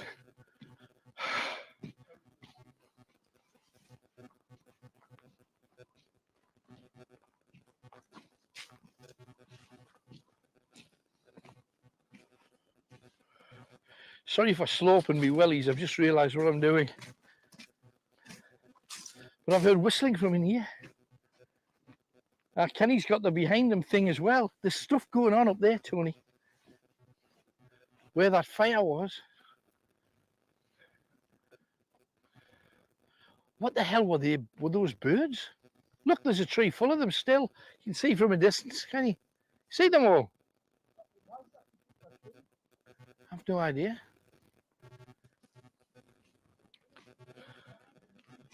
I've got no idea, Ken. But keep an eye open because this place is not what we thought it was. There's something going on here. Never. Never anywhere in the world have I seen something like that. No. This is a strange place, man. So anyway, this woman, this witch, what was she about? What did she do? What was... She dug up the bodies of freshly dead people from local churchyards, and she used their bodily parts, a nose, an ear, genitals, a fingernail, hair, to make popsies, little dolls that she used to try and control people. But she was also said to have, whenever anybody died or anybody disappeared, and you got to remember back in this time, lots of people disappeared, it was always blamed on her. And it said that they're buried in mounds on the right-hand side, somewhere along here. We haven't come close to it yet. But where she lived, surprise, surprise, was in there. This is Night Owls on Greatest Hits Radio. You never know who's going to call next. 0191 488 3188. Greatest Hits Radio. And we've been talking about school, and do you remember what punishments you got? The punishments for kids just seem to have disappeared altogether, because to me, detention's not a punishment. And the other thing they do, which I would have loved, I would never have been at school, if you're bad in class, they say, I'm going to send you home for the day. Well, blame you, I'd have been acting up in registration class. Robson, I'm not here, missus. And, of course, we had this. We'd all go home with rectangular squares where the board dust had hit with. Oh, I've had that once or twice. If you had a dark blazer, your parents always knew if you were in trouble, because there'd be that big square off the board duster mark on your jacket that you tried to get out but doesn't quite come. What did you get the duster thrown at you for today? I didn't. Yes, you did. What was it? And your dad would give you a hammering as well. That's right, yeah. If you went home and your dad found out you got a clout.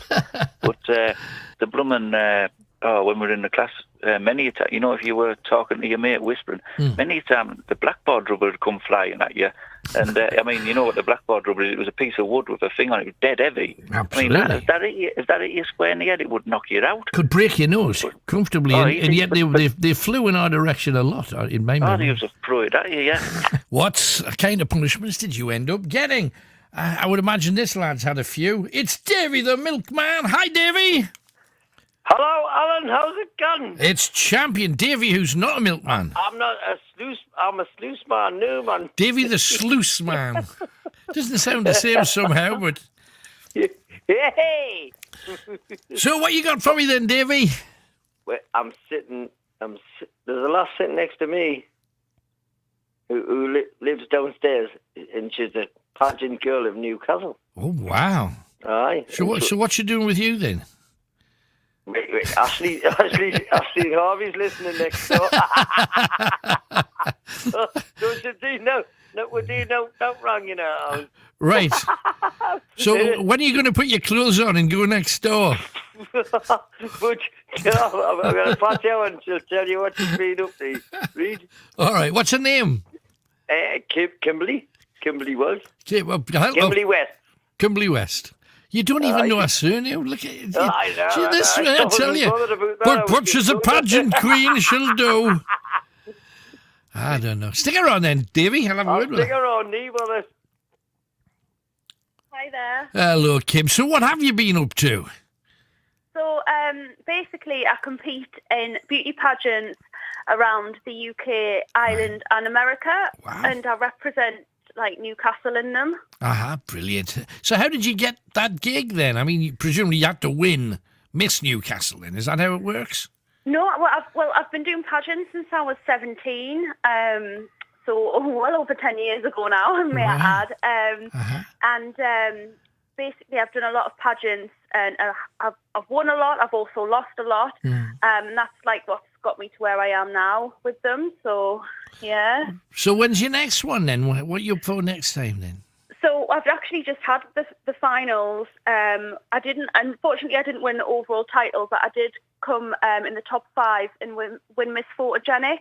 So I was happy with that. My next one now will probably be next year, representing Newcastle, and hopefully try again and win the national title. We'll see. Fingers crossed. So what's Miss Photogenic with Mr. Unphotogenic then? With Mr. Unphotogenic next to me. No, we're good friends and neighbours. So yeah. Right. Is that just is it like a Beauty and the Beast kind of thing going on here, or what? It's just I don't know how it actually come about. Well, we live next door to each other for a start. But, sure. Yes. So does his missus just send him next door when she gets sick of him? Is this what happens? No.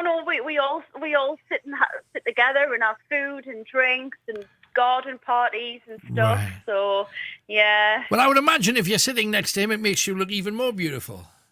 Oh well, I never thought of it like that, but yes, I do now. That's fantastic. Well, lovely talking to you, Kimberly. Thanks for chatting with us. Stick him back on again then. I will. Thank you very much for your time. You're welcome, darling. Take it easy. Bye-bye. How are you? How lucky are you? You got a gorgeous, glamorous wife next door, and anyway, how's the Ben? Oh, how's your Ben? I didn't want to say. Oh, tell you what, he's next door. Harvey! I know that. Where's your father? I've just noticed that I haven't had a Father's Day card from him in the longest time, Davey. Harvey! Harvey, come through. I would imagine he's probably going to be a good foot taller than you now, is he? He is. He is. He's a foot taller than me. Because I just remember being at a gig, I think it was in the old Metroland. Hello, Alan. Oh, hello, there he is. Hiya, Harvey. How are you? I'm good. What are you up to? I heard you had a job. Yeah. So I'm still working part-time B&Q. I've got a lot of other things going on. Right. Just over the weekend, yesterday, I was actually at the Tyndale Beer and Food Festival. Oh, I don't know if you've fantastic. heard of that. Yeah, of course. It's excellent, yeah. Was it good? It was really good, yeah, really good. We actually had a tent, so we managed to camp out on the field. And luckily it didn't rain, so the weather was nice. So yeah, it was all good. Tremendous. So, I mean, what's the long-term plan for you then? You say you're going to get a few things kicking. What is it that you want? Where would you like to see yourself? I can't really mention anything yet. I have got a few projects that might gain some followers. Right, great. I don't want to say too much. It's exciting though. So Okay, when you can, let me know. That's the deal. Awesome stuff. That's great. How's Yeah. yourself anyway? No, I'm all right. It's just the change from the first time I met you. You were halfway up your dad's leg, just a little in. Yeah, ankle biter. You absolutely were. And, you've grown up to make him proud. Congratulations, man. All the best to you. Thanks for coming on. Thank you. No worries. I'll pass him back. Cheers, Harvey. Bye-bye. I hope he behaves. Well, it'll be a first time. How are you doing? Yes, you've done. Do you know? I said you've made him feel proud, and you haven't. I feel proud, even prouder. Funnily enough, but anyway, that's just a separate thing. You son of 1,000 rats. And can I just say thanks? Can I say thanks to your Mrs. Ashley as well for the photograph she's just sent me while everybody was out the house. All right, aye. What you sent you, like? That means your own business. Anyway, right. God, I love you all now. I was up to now. Well, bless you. Hey, how's things? How's things going? Is Davy the sluice man then? Is it still good? It's brilliant, man. So what do you have flapping through your sluice? Well, I get these machines that you've got to take these razor blades out of and put them in the machines.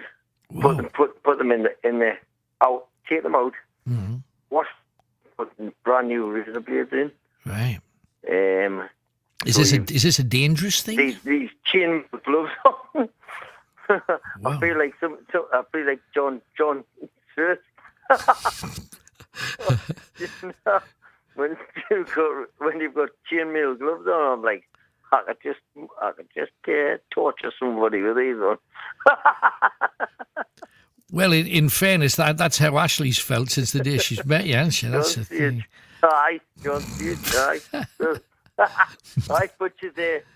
She's booked another weekend up at what do you call it? What's it called, man? Bloody Helvers. She's booked another weekend at Castle. Well, Chillingham. Aye. Well, I'll have to. Is that for her and me, or is it for you two? Oh, that's all right then. Champion. Go up with that. I know it's brilliant. But I'm normally working in East, but I've put a ludi in, which I've never ever had a ludi in my life. Fantastic. Hey, well, enjoy them while you can, Davy. Lovely talking to you and the whole family. Thank you for coming on, man. Look after yourself. Hold on, man. See you, man. Bye-bye. So there is the legend who was Davy the Milkman, who's now Davy the Sluice Man. Yeah. And he still didn't tell me what sloshes up his sluice, but there you go. Sabrina is next, and she is in the city of Durham. Hello, Sabrina. Hi, Alan. Hello, love. What can we do for you tonight? Well, thank you again for having us on tonight to have the opportunity. So basically, I got in contact with the radio just to make everyone aware about a fundraiser that we've currently got going on for a local football team in Jarrow. So I just wanted to discuss about what we're doing at the moment. So basically, the Jarrow Dynamos are a under-10s football team. Right. And they're part of the Jarrow Football Club, who play in the Northern League. They are teams for teams for under 7 years old to 18. Uh-huh. And the Dynamos have been basically been playing together since they were under 7s team. Wow, that's amazing. 3 of the boys have been in the team since they were 4-year-olds. So, so they've been together for quite a long time. So that's Alfie, Adam and Ben, bless them, they've been together since they were 4-year-old. Right. They're all good friends on the pitch and off the pitch. They started in the lower league of the Russell Foster League and won promotion every year, and now play in the Division 2. Wow. Is there no way you can get sponsorship from any of the businesses in Jarrow, surely? Well, do you know what? This is what I'm really pushing for at the minute. I have been in touch with quite a lot, and I'm hoping to hear quite a few responses. I've got my fingers crossed. This is what I'm really hoping for. This is what we're really trying to push for. Uh-huh. But bless them. So they were due for their first tournament last year, but obviously this was cancelled due to COVID. So you can imagine they were absolutely devastated. Yeah, I bet. So what we've done is they've done a huge fundraiser to go to Blackpool, which they've been to recently, and the fundraiser was done by the parents. So they were eventually able to go this year, and they won the tournament on penalties.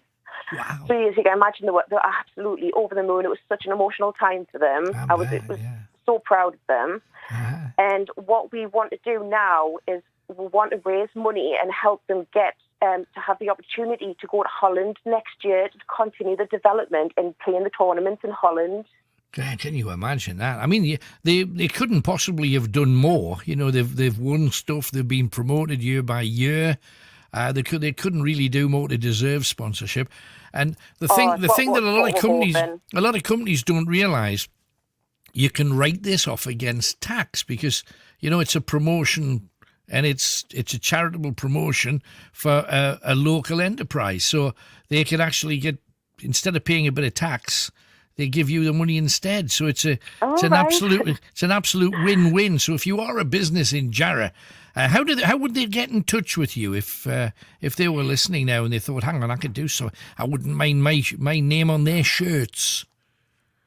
Well, definitely. I mean, they can always get in touch with myself. We do have a GoFundMe page. I can always give the details out for the coaches that have this in place. Right. Because we are looking for sponsorships, for the shirts, sleeves, tracksuit, hoodies, even for the coach to wear. Right. We're even looking at doing tombolas, raffle cards, things like that. Good. Morrison's and Jarrow have recently donated a massive hamper, and we've managed to raise £80 from that. Great. By doing a football card just to put towards the funds, because we are looking at trying to raise nearly £10,000. Wow, so it is a lot that we are aiming for, but we are trying everything. We're doing car boot sales. The parents are doing car boot sales.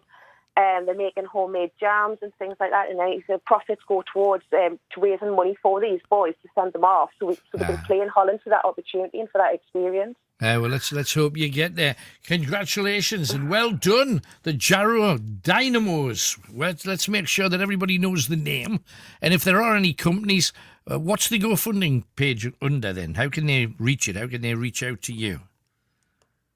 So I am trying to look for the information. So we do have a GoFundMe page. Right. I mean, I can always put it on on the Facebook. Stick it on the feed and we'll push it out that way. Send it to us. We'll knock it out then. We'll see how far it can go. That would be brilliant, because I have sent a message with the link. I could always put it on the page and send some more. That's all right. Tony's doing that this very moment next door, so no worries, it's on there. So hopefully somebody will see it and take advantage of it. I think what a great opportunity, especially with how well they've done. Honestly, I'm so proud of them. I couldn't be any prouder. I would really love to push what I can, anything. Even local businesses I'm pushing for. We've had people donating like cupcakes and vouchers for hairdressers, things like that. Putting with tombola, anything and everything will help, and we appreciate everything. It's great. It's great what you're doing. Keep on keeping on, love. Thank you very much for talking to us. Thank you very much for having giving us the time and the opportunity. Thank you. No problem. Sabrina there in Durham. Now, Sue from Washington sent me a thing, but just before that, Easter said, OMG, you've just cracked on with the young'un like he's yours. DNA, Davy? You know what it is. This is, hi, Alan. I'm just wondering if you've ever seen one of these before. This is Sue's letter. Myself and my husband have never seen one in all the years. When I first saw it, the nose was long and the nose retracted back inside the head, making the head expand. We thought that maybe a bird had picked it up and lost it while flying over our patio. Thought you would like to see it. Now, I knew what this was, kind of. I just didn't know what type of it was. Tony, can you put that picture up just so that everybody else can kind of freak a little bit, because it's an amazing critter. Yes, it's a caterpillar, and it's got those markings on the head. He's not kind of suffering from severe eye problems, looking both ways at once. They're kind of fake eyes to make other critters think twice before they try and pick it up and put it in their mouths. And I wonder how many of you know what that is. I know Sue knows. Let's go and talk to her. She's on the line now. Hi, Sue. Hello, Alan. Hello. Oh, Chris. Yeah, hi. Hello. I knew that it was kind of a caterpillar for what you say it is. I just didn't know what type it was. I mean, do you know how common these things are? No. So let's tell everybody. It's an elephant. I've seen one. It's an elephant moth caterpillar. How common are elephant moths in the northeast? And you mentioned it had a long nose. That's the equivalent of the trunk, and that's why they're called elephant moths. But what a weird looking thing, isn't it? I know. I got it when it was just in the patio. And how long was it? Roughly the length of your thumb, would you say? Oh, no, longer. Longer? Wow. Yeah. Right. Probably about the start of my husband shouting at the door. Excuse the noise in the background. Right. Yeah, it was longer than my thumb. Wow. That's the size. Right. And it was dead, like, thick as well. You know, dead, like, fat. Yeah. So what did you do with it then? Did you stick it on a bush and leave it to it, or what? Yeah, my husband, because we Googled it, and my husband got it on. That was cardboard. What's on? Right. And he took it round the back, where the bushes were, and we Googled what would happen to it. And unless it's been a bird's breakfast, hopefully it'll get it'll cover itself up with the leaves and that, and just stay there until May, and when it becomes a moth. A big moth. It must be. If it's called an elephant moth, it must be a decent size. I'm sure it's not the size of an elephant, but it'll be a big one, I'm guessing. Yeah. What I thought it was one of those. You know, you get the little fishy things like terrapins, and I said to my husband, "Is that a very thin crocodile?" A Usain Bolt style terrapin, you were thinking? It was a really skinny terrapin. Not just like that. I thought it was like a little alligator thing, you know. I'm going, is that like a crocodile? And I looked, but as he looked, the nose retracted back. Right. And his face expand. Really weird looking thing. But like I say, I'm 53 and I've never seen one. No. In all my days. And my husband's older than me. He's never seen one. No, I haven't seen one other than I think I saw one on some kind of kids' TV show talking about, you know, strange things you might see in the wild, and it was people down south. And I'm not sure how common they are up here, but I'm sure somebody will tell me. Elephant moths, anybody know anything about them? Have a look, have a Google, and let me know what the crack is. Are they from here, or do they come from somewhere else? We'd like to find out. I think they are from round. They are native to this country, but God, it was just never. I mean, I've seen caterpillars before, sure, but never as big as that. No, and ugly as that. Yeah, it wasn't the prettiest thing. It actually looks like a little snake almost, doesn't it? You know, with those false eyes on the top of it. Yeah, I mean, I went to touch it, my husband said, "Don't touch that; it might be poisonous." You know. Yeah. It's always good advice for anybody. If you see something that's roughly 5 or 6 inches long, don't touch it. Yeah. That's what I would say. It depends. Also, I've got some bad news. Oh, what's that? About my sister, because I like to keep us updated. Because anyway, she's got a lot more tumours. Oh, lummy. Like all on her bones and that, and she spoke to my mum the other day. I think it was Friday, and she said, "That's all I'm going to say, and I don't want to talk say anymore." So, that suggests to us that she knows she's got less time than what she thought. So, what they're going to do, I think she's going to have another scan this Wednesday coming, and then they're going to start her off with chemo again. Right. Oh, and blame me. What a battle! What a battle she's had, mate, hasn't she? Yeah. She's a braver person than me. Yeah. I don't know how she does it, but she's got a grandson to live for now. Right. It's just rotten that I'm up here, and so we're going down on the 18th of this month. It's my mum's 80th birthday. Right. So my sister wanted my mum. She said, "Come on, let's have a party," And my mum says no, because she's sitting away. No, I don't want a party. It's only a birthday, And my sister's like, "Well, look, not many people reach 80, and it's like a milestone." Right. So, but my mum's just adamant she will not have a party. No. So my sister's given up on that idea, but that's why she wants her to have it, I think, so she can make the memories, Yeah, and I understand that. Is there not anything you can just do with your sissy? Go down, see your ma, have a birthday with her, and then you two go out for a little bit of something? We'll see my sister, but my sister wanted her to have a party, and we was all going to organise it and that, and but my mum's adamant. You'll not change my mum, not now. No.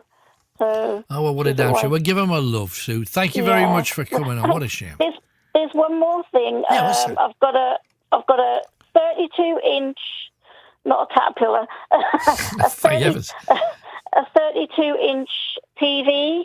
It's Logic. It's called a Logic 32-inch screen TV. The only thing that doesn't work, everything's perfect apart from the DVD player, which is on the side of it. Right. So it's going for free if anyone wants it. Okay, if anybody can, they have to collect it from Washington. We can sort out any details. If that's of use to you, give us a call right now, 0191 488 3188, and we'll do what's necessary. Thank you, Sue. Okay, thank you very much. Take care, love. Bye-bye. Oh, my goodness. That was not great news about the... And you can understand her wanting to make memories now, too. Talking about early days, the stars come out at night. Just the night out, after all. And this time, it is Cliff Richard. You know, when you were at school, I'm presuming you were thinking, oh, I'm going to work at, something else. What could you have been doing if this roller coaster hadn't started? My goodness, I don't know. My ambition started very, very young. I was in Australia about 4 or 5 years ago, and a woman sent me a letter with a photocopy of a letter that I had written when I was 12 and a half years old. Now, I remember at school, they used to encourage us to have pen pals.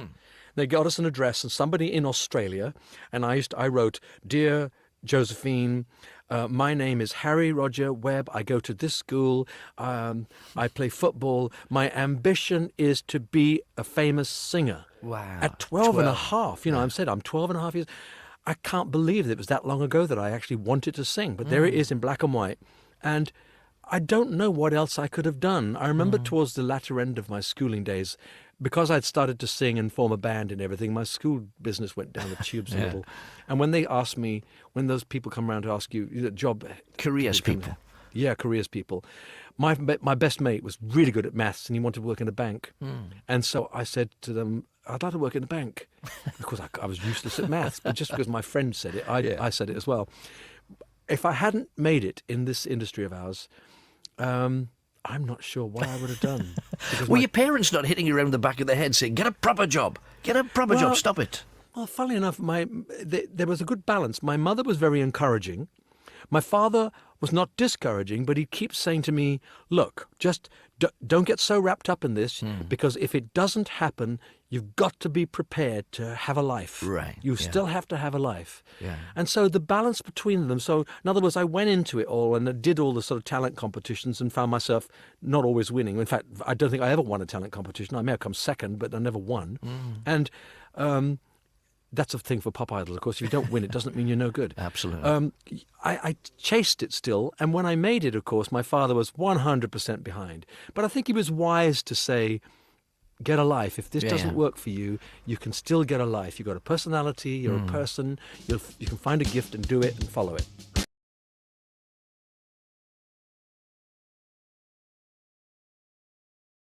And thorns that some say was impenetrable, and I must admit, Kenny, it might not have been impenetrable, but I'm covered with nettle wounds, and I felt the stab of thorns in me, so I'm going to be plucking some of them out. Are you still crazy that there's stuff behind us? Lights in the trees? In the tree? Look in the trees. There's lights at the bottom.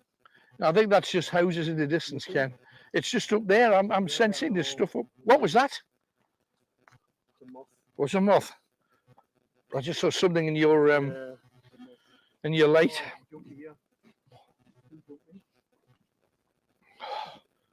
I expected to be jumpy there. Now,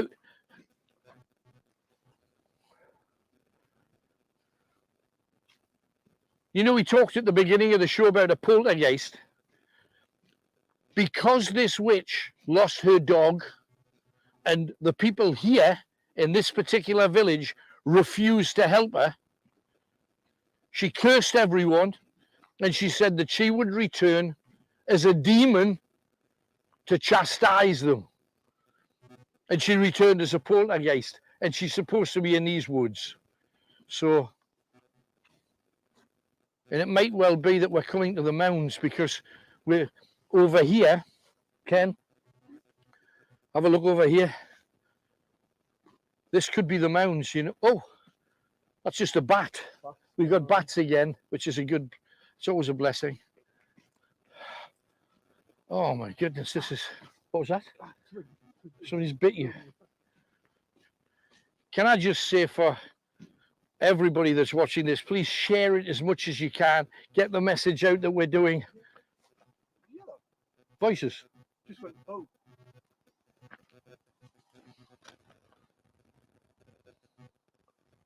Oh. Did you hear that? That was down here. No, it was in front of Tony. It answered, whatever it was. Oh! That's the direction we're going in as well. It's not what you want to hear. Do you want to finish your plug for the share? Yeah, please just share away. What we're trying to do is take you to places where real things have happened, and we'd want to do them live. I've just heard another voice. Is that not the fog from the fire? You shouldn't see it. No, I'm seeing it. Yeah, mine's not as strong as Kenny's.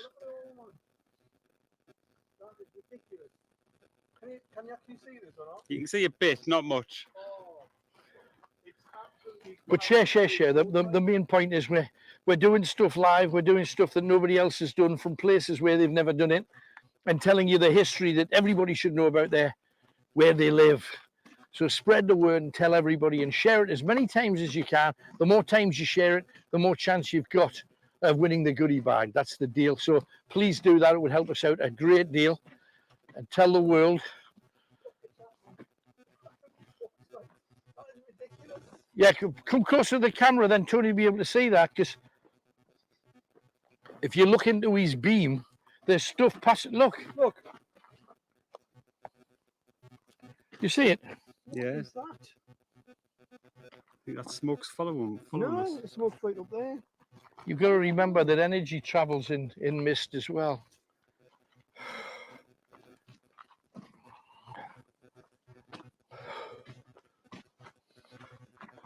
We're not even there yet. Hell's teeth. Can't believe it.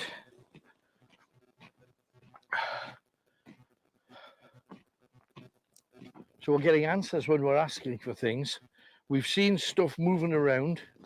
We've been attacked by a plague of partridges, pheasants, or some kind of bird. Could be grouse. I thought grouse were fat little flippers. Aren't they? There's a fire in the wood. And that was a ritual fire. That was definitely, you could see the way it was like a ring. Because it was made into a circle, so it was. Or maybe we've just stumbled into it and they've beetled off. Probably.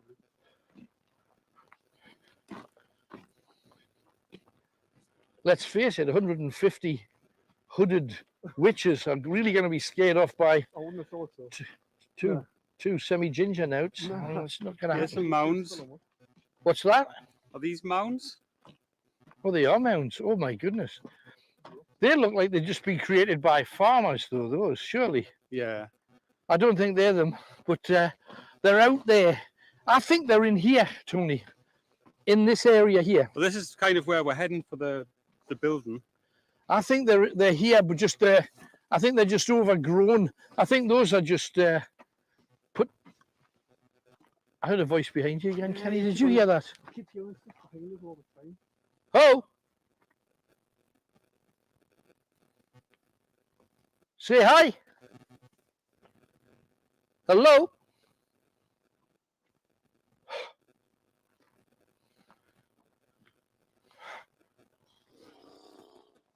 This is like. I just feel like there's stuff on all sides. Yeah. I don't feel like that normally, but this is No, this is quite intense. this is intimidating. Whoa, whoa! Look at stuff moving, Tony.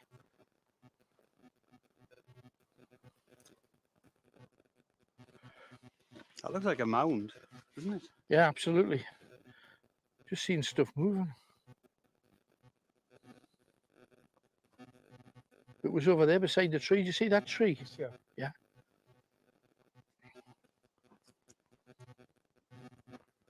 It's like a figure. Yeah, there is. Look at the bottom of it. tree stump immediately to the right of the tree stump. There. Yeah. Immediately to the right of the tree stump. And there's another dark thing. Kind of, oh yeah. There. Look at the far right of the tree. Oh, you've just shone on it. You see the dark shadow behind it? Yeah. I'll take my torch out. You do. That's good. There, beside the right-hand side of the tree. There's a black thing. There's a darkness there. And it's gone. It's gone. Look. No, it's still there. It's just ducked down. Yeah. The hell? There's some bugs the side. I know. There's some bugs that you It's a do. weird place. Oh, I understand how you got your car stuck on the bottom of these, Tony, mind? Yep. Driving along. That's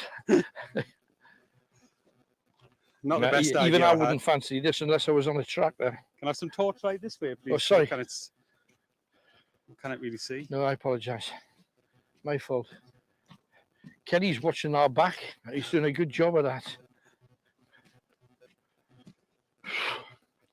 Kenny, come up and... Oh, hang on. Whoa. I just caught something at the corner of my eye down here. Oh, there's a fence there as well. Do you see the fence?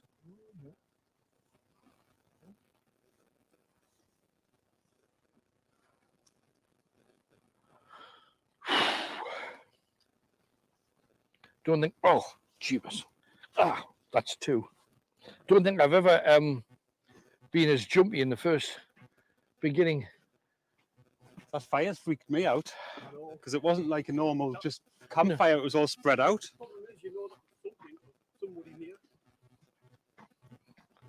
Living or dead. It wasn't just a bonfire because it was all just No, it was spread a out. ritual. It It was a ritual bonfire.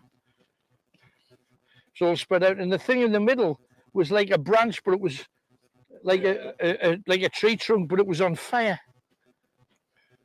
Did you get that on the camera? Did you get it all? I hope so. I only got bits through the trees. I don't know what you could pick up. I mean, you could see the fire without a doubt. When you got And the close to smoke. it, though, it was choking.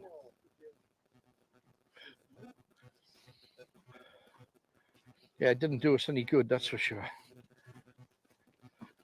And I must say, Tony, For somebody who said it was, oh, hang on, I'm seeing it.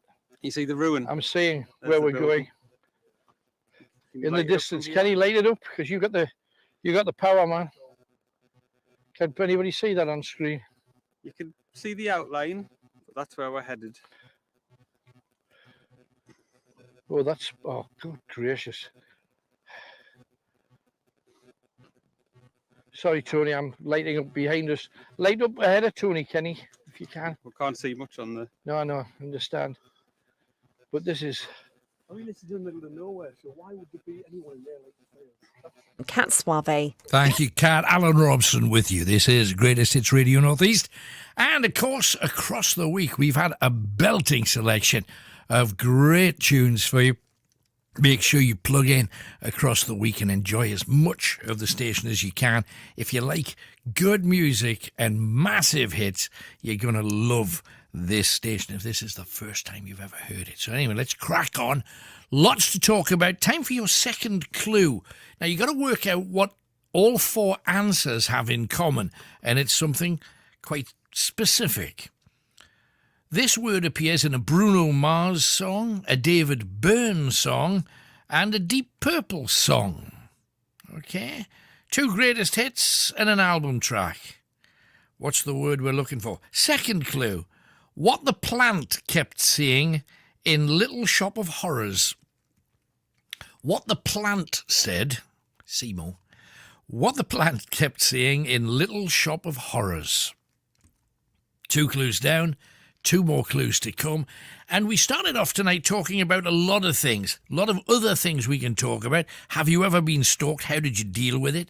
There's been a massive increase in sheep ticks on people and animals, and that can lead to Lyme disease. Very dangerous. Also, all National Health Service workers must be vaccinated. They're not going to be allowed to work for the NHS unless they are. Vegan food for dogs. What's your view on that? Apparently it's going to be the next big thing. Surely that has to be wrong, doesn't it? Don't dogs need like chowy, meaty things for their teeth and stuff? And also, because of Brexit, Europe will not be taking some of our rubbish. Apparently, over the years, I wasn't aware of this, barges full of our rubbish used to head off to Europe and they'd be buried or burnt or treated cheaper than they can do it in Britain. Now we're going to have piles of rubbish in this country because they're not doing it anymore. And also, Joe in York had a deer leap over the bonnet of his car while he was driving. He clipped it with his windscreen. Windscreen not chipped. He's really deliriously happy about that. And both survived. Have you had any bizarre animal encounters?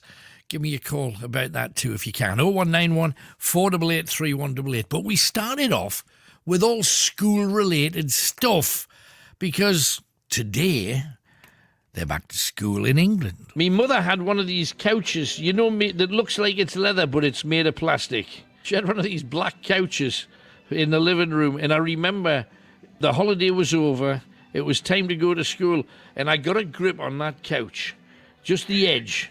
And I said, I'm not going. And she got a hold of us and she was pulling and tugging and screaming. And then she ended up going next door to get the neighbour, big tall bloke. He got me off the couch. No, straight, kicked halfway down the street on the way back to school again.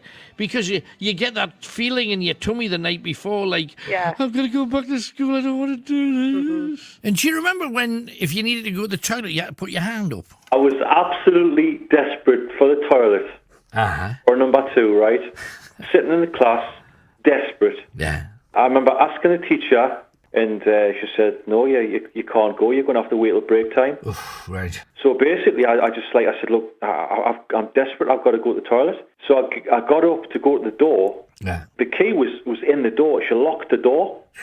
She locked the door on us. She took the key out. Right. And I remember running around the classroom. I need to go. And obviously, the inevitable happened. And I filled my pants. Oh, that's horrible. Yeah. 5-year-old, you know. And I ended up just doing things that I would normally do. You know, obviously there was like slides there. There was like... Oh, no. Went down the slide, didn't I? And I remember sticking halfway down. Oh, that's horrible. Down the slide. And all the kids were coming down after us as well. It was absolutely crazy, you know. But this is what you do. I mean, surely even teachers at that age know that when you're a kid, you haven't quite learned your toiletry habits and how to hold it in and stuff. When you got to go, you got to go. And what about things you get the strap for? They strapped you for not using a capital letter. Yeah. But I was determined not to cry. But, God, it did sting. And I was frightened to tell my parents because I thought my dad would kick off at the fact that he thinks I've done something naughty at school, you know. But that was the one and only time. And thinking back, I think that's shocking. Christine, if I look out the window now, I'm expecting to see your halo, if that's the worst thing that you've ever done in your life. No, it's not the worst thing I've done in my life. When I hit teens, you know, I didn't disrespect teachers, right, my parents or police or anybody of authority because we were taught, you know, what they said went. And also something that we've covered over the years on Night Owls, and that is how to deal with bullying. Such and such a girl has been nasty to us today, made us play on my own, locked another girl in the toilet, done this, that and the other, you know. Yeah. Apparently this other girl's attacked another one, and it's been going on for a couple of weeks. So we got in touch with the school. Apparently this child's already been taken out of one school for the very bad behaviour, moved into this school, and they decided in their wisdom to put this child in with my granddaughter and these other two girls because they're a really good influence, they're very helpful, you know, they're nice girls, and they wanted this girl to learn from them. Well, what she's doing is bullying the life out of them. If anything, the bad behaviour that she sees the lass get away with, they're trying it on at home. Yep, well, there you go. I mean, one of our pals called the teacher a poo head, but she didn't say poo.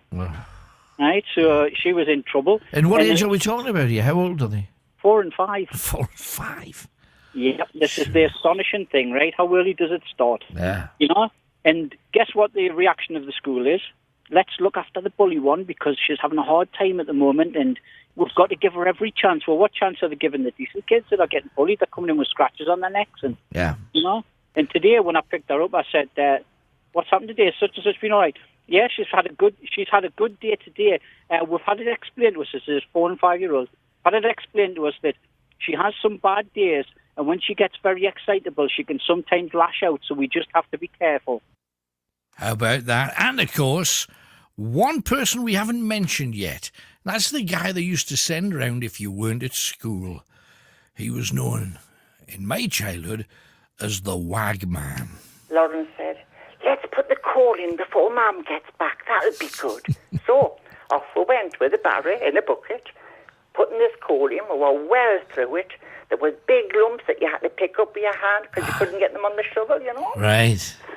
We're busy, so busy that the school board man was putting up the road on his bike. Now, can we just say, for those people that have never heard of the school board man, this was a guy that was paid to go to people's houses when the kids played the wag, and when he wasn't doing that, he was kind of cruising around the streets, wasn't he? Yes, he was, yes. Sorry. Yeah. Well, he was coming up on his bike. We dropped everything, ran in the house and locked the door and hid in the toilet. The toilet was facing the back door. Right, so you could hear what was going on. Oh, his bike stopped. He walked down, he brayed on the front door. I know you're in there. Come out. He brayed on the sitting room window. Then we heard him walking past the toilet. It was a bungalow, you know that. Walking past, and he was at the back door, and he's screeching, come out. I know yous are in there. Come out. I'll wait till yous come out. I'm sitting crying and Lawrence is saying, don't make a noise, don't make a noise. Come out, he says. I'll stay here till yous come out. So we went and opened the door. What yous off school for? Mum kept off because she's gone to the hospital. All right. Get your coat, you're coming to school. And I bet at that point you were head to toe covered with coal. We were monkey. And that man frog marched us up to the school. Well, let's have some of your memories. School is in for winter. 0191 488 3188. Let's get cracking. Now, back to you guys. Brian is with us up the mountains in Concert. Hello, Brian. Hello, Alan. How are you doing? Very well. What's your schooly tales then? Oh, I've got too many to remember. Alan, before I start this, a serious note. The lady that's got, her sister's got cancer. Yes. If you can tell her to look up Charlotte Gerson. I can't say anything's a cure. Right. Because if it was, everybody would know about it. Sure. But if it can make things 10% better, then it's worth looking at. Rizzo, absolutely agree with you. Thank you for that. Okay. Cheers, Yeah, man. Charlotte Gerson. And our techniques I've always believed in. The body has it has the ability to heal itself. Mm-hmm. You've just got to give it the tools to do the job. Right, okay. Right. First of all, the first story, I fell asleep in a maths class. Right. And I mean, I fell asleep at school every single day of the week that I went. And I was always late and I was always unreliable, you know what I mean? Still haven't changed, like. But I fell asleep in a maths class. And when I fell asleep, I must have started snoring because the teacher had heard us. He threw the board rubber at us, missed, but just missed us. I picked the board rubber back up and threw it back at him. Oh, right. And I hit him, and I got sent to the headmaster for it. And the headmaster laughed that much he forgot to give us roll. Oh, that's good. Lucky. I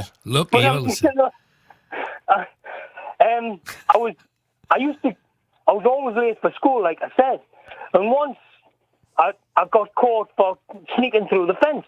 Right. Through a corner fence, rather than going round to the main gate. Yeah. And the hold us into the head of the air's office, and he told us off. He says, "You do it again, and I'll cane you." All right, okay. So the next day when he caught us again, he says, "I'm going to have to cane you." I says, "Well, I'm sorry, I'm not going to let you." "You're not going to let us?" I says, "No, I'm not letting you." "Why not?" "Well, you need my mother's permission, don't you?"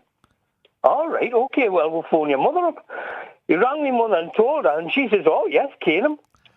I says, "Well, I'm still not going to let you." "Why are you not going to let us now?" I says, "Well, I've got epilepsy." I says, "You might bring on an attack." It took them half a day, and I had this man's life for a half day until he could sort out to have a nurse present while he caned us. You still got it, though, did you? I still got it, yeah. I still got it. Another one, you mentioned the school board, man. Yes. I mean, I was in my garden playing the wag, as you do, and the school board man turned up, and he says, "Are you Brian Bowes?" I says, "Oh, yes, I." He says, "Well, you're supposed to be at school." "Oh, no, I'm not supposed to be at school. I can't be at school." "Why can't you be at school?" "Well, I've always been good at thinking on my feet." Right. And so I says, "Well, actually, my mother's ill in bed, and what I was doing outside, I was chopping logs and cutting logs for the coal fire. So I says, what I've done is I've come over from my grandma's for the day to cut some logs for my mum, and then my dad's come to pick us up to take us back to my grandma's." "Oh, all right then, okay." And away he went. Brilliant. I mean, how I got away with that was unbelievable. Brilliant, yeah. Yeah, because it was a real... The fact that you had a story like that just waiting, that was pretty good. Good technique. Because my experience with a wagman, it was a few... you know when you do that thing for your mother where you're perfectly fit, but your man wakes you up and says, "Come on, you got to go to school," and you go... Yeah. The pathetic cough. I think I'm getting a cold. Oh, well, I used to have a bad tummy. You'd better... It was always a bad tummy for me. Bad tummy. Yeah. And you better stay in bed. And of course, as soon as you got past the last chance you had to go to school, and it got after school time, it was a miracle cure. And you're kind of watch the telly, ma'am. Any chance of a sandwich? You know, it was always that kind of stuff. It was always that. But I mean, I got caught by the wagman a couple of times, and there was no conversation. It wasn't even a debate. It was two fingers grabbing your ear. And, like, by the time you got to school, you had one little ear and one big long ear. Yeah. That's all I remember. So what else then? What else happened to you then?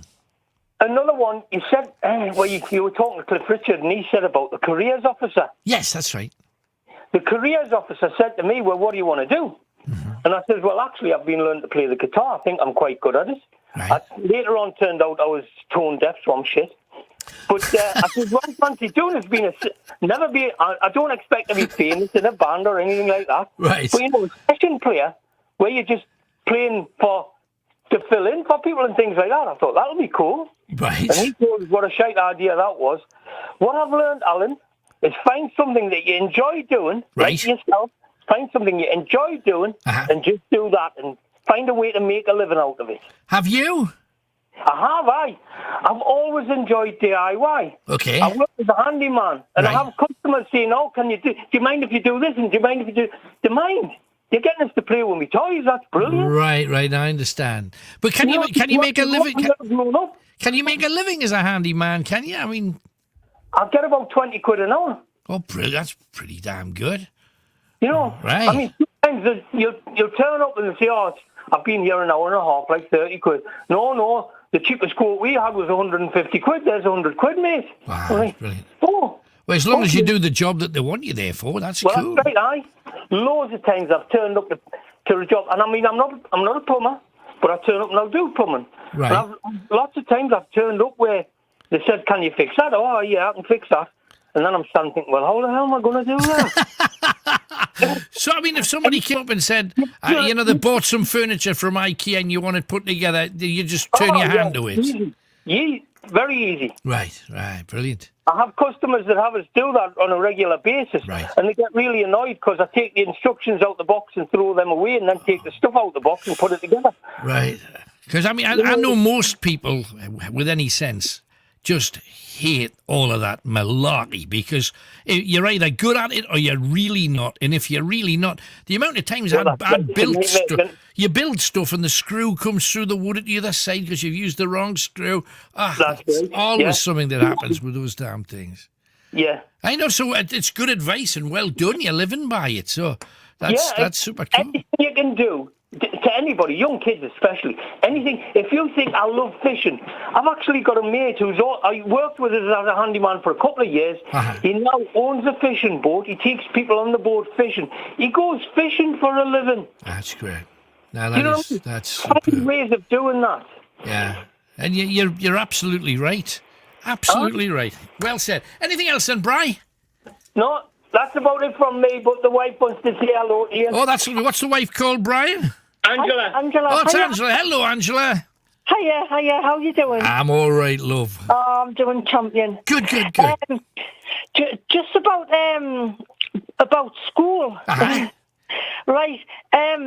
There was one day we were having a PE lesson at school, and you had to wear your schoolhouse colour, like green, blue, red, or whatever. Yep. And me and my friend turned up with Choose Life T-shirts. Right. Oh yeah, that was a moment. That was a moment in time, wasn't it? Yeah. So we got sent to the headmaster's office.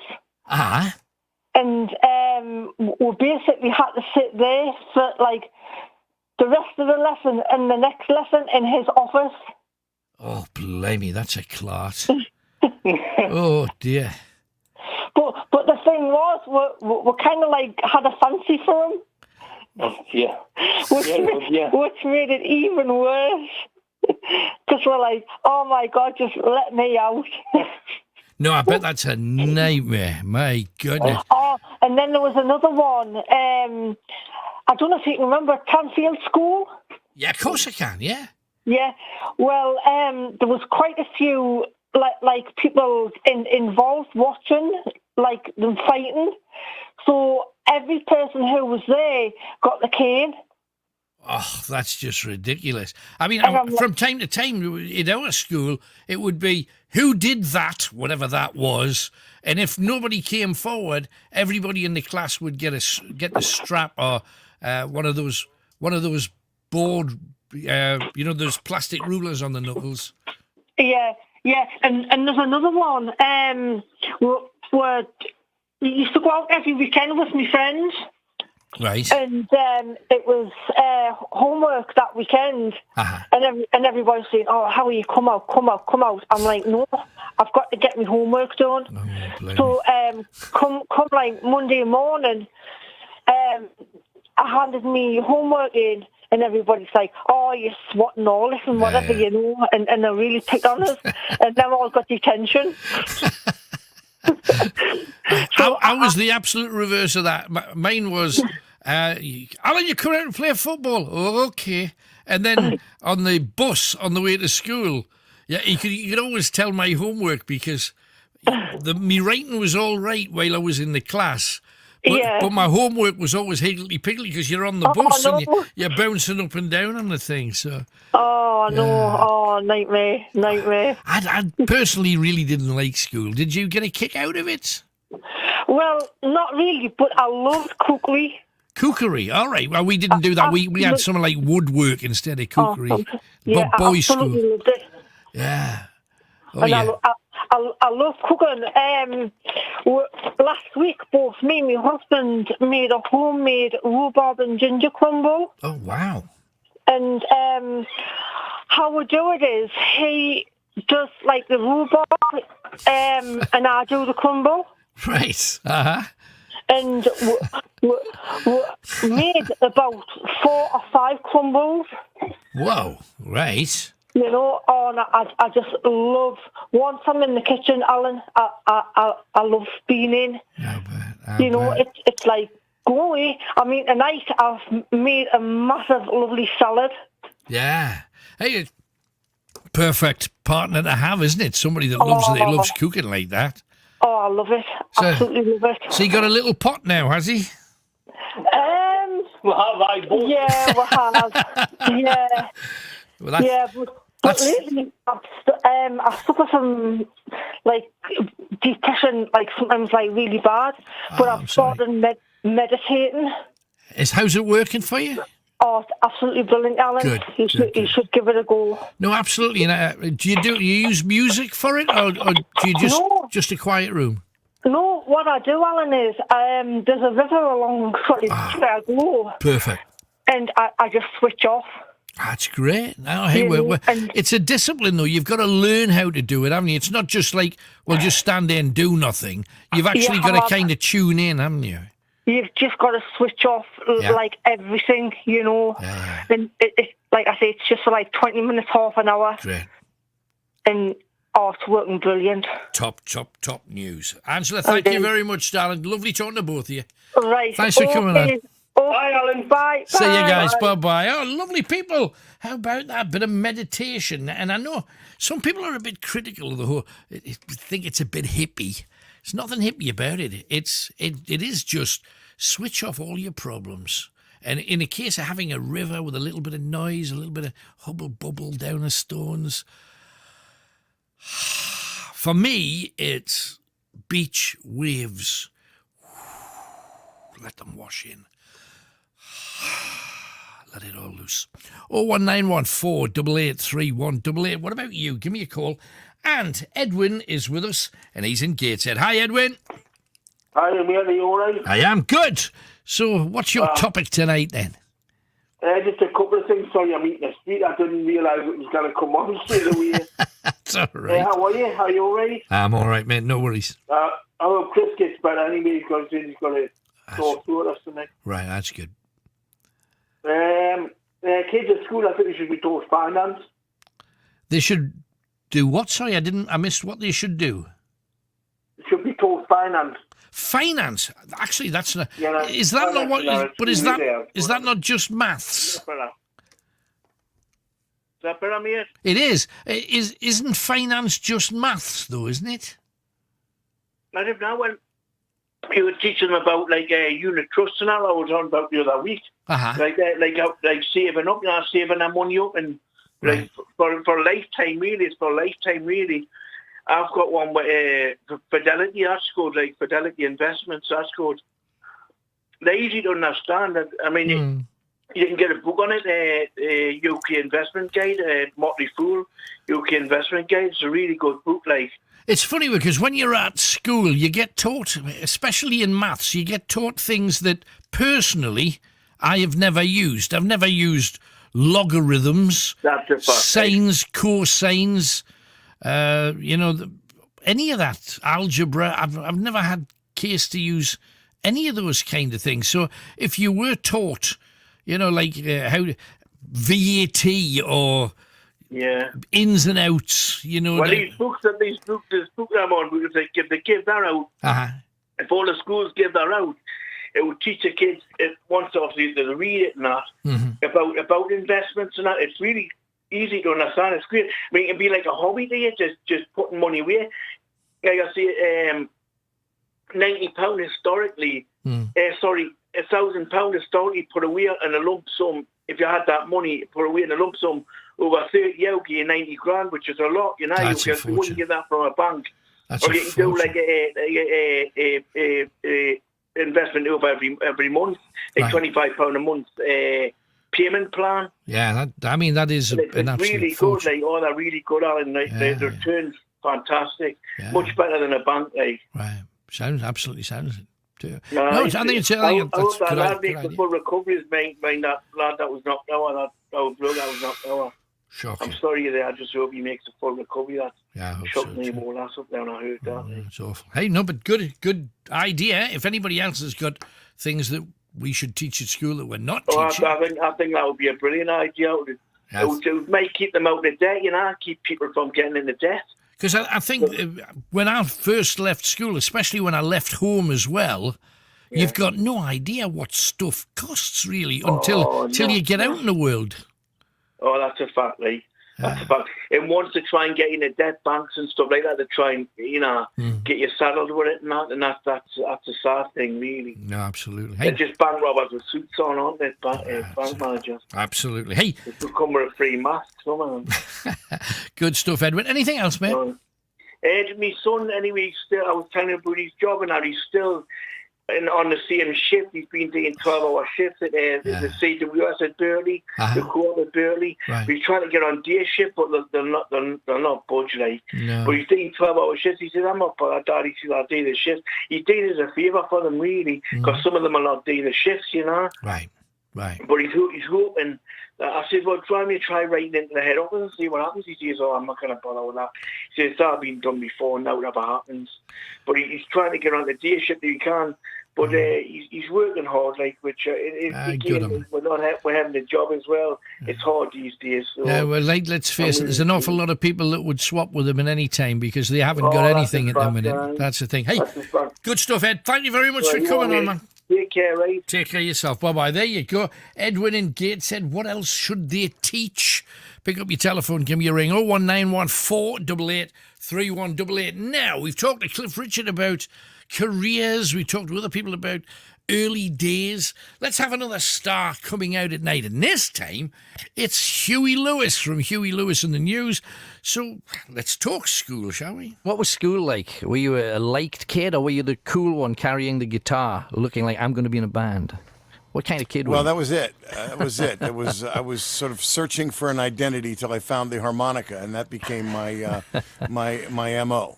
And a meal ticket for a while, was it? Well, that's right. Yeah, I actually went east to private school in New Jersey, and between high school and college, my father convinced me to take a year off and bum around Europe, which I did for a full year, and I took the harmonica because it kind of fit the image. And I played by the side of the roadside till my lips bled. I keep hearing people say, I took a year out and I did Europe. And it sounds rather like your dad, a bit bohemian.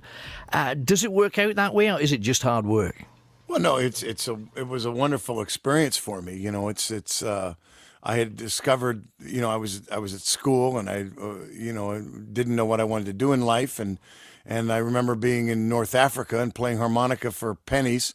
I had a hat and I made $1 and it was 10 cents for the youth hostel and 15 cents for dinner. So I was $1.50 ahead.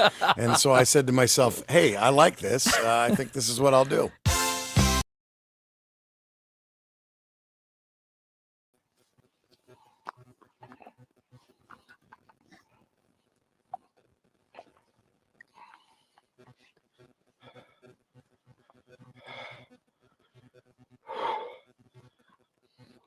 Oh, look at this. What is over that fence over here? Is it just farmland? I think it's just farmland, yeah. Well, why did I hear a noise like Like somebody beating that chest, you know, that kind of hollow, chesty noise.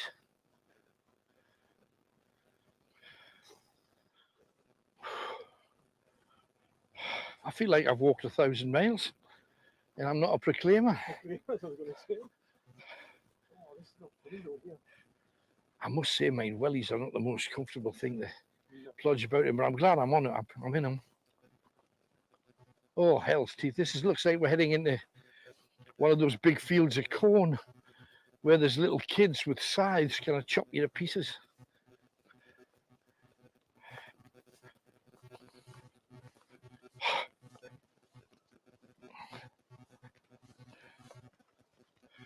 Keep lighting Tony up. There can't be much on his camera, I'm guessing. Let's get a bit closer to him. We're coming to. I don't know about you, but I'm a bit rattled. I am. I was just going to say that. I don't mind admitting I'm actually scared. I prefer to say I'm rattled. It doesn't sound quite so bad. This is not a comfortable. Things happen straight away, too quickly. Didn't expect them. Let's see if this is the start. Where's it going to be once we get inside this place? Now, something else I didn't mention to you before, you guys at home, lepers come into the equation here too. And I'll tell you more about that once we actually get in to where we are heading.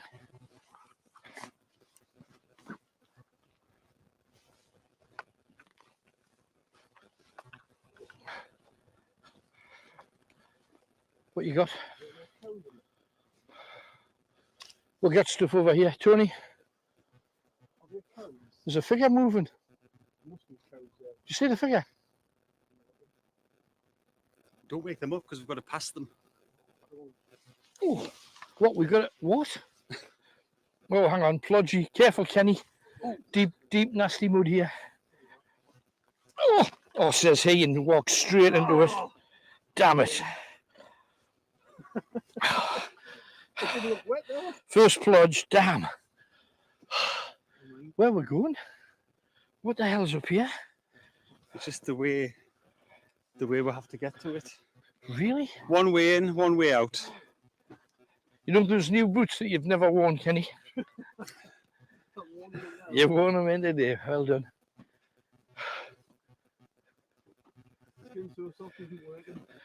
No, ow. Oh, is it not?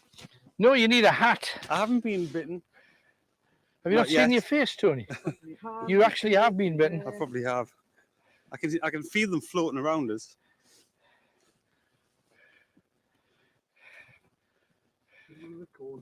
That one got me. Damn. That was on the ear roll.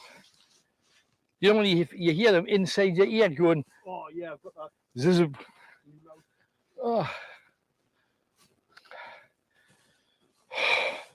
Oh. Oh dear.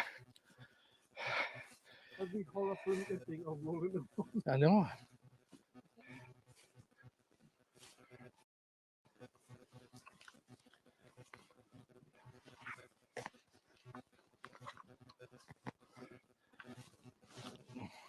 What the hell? Johnny! Seriously! Look! Oh, God.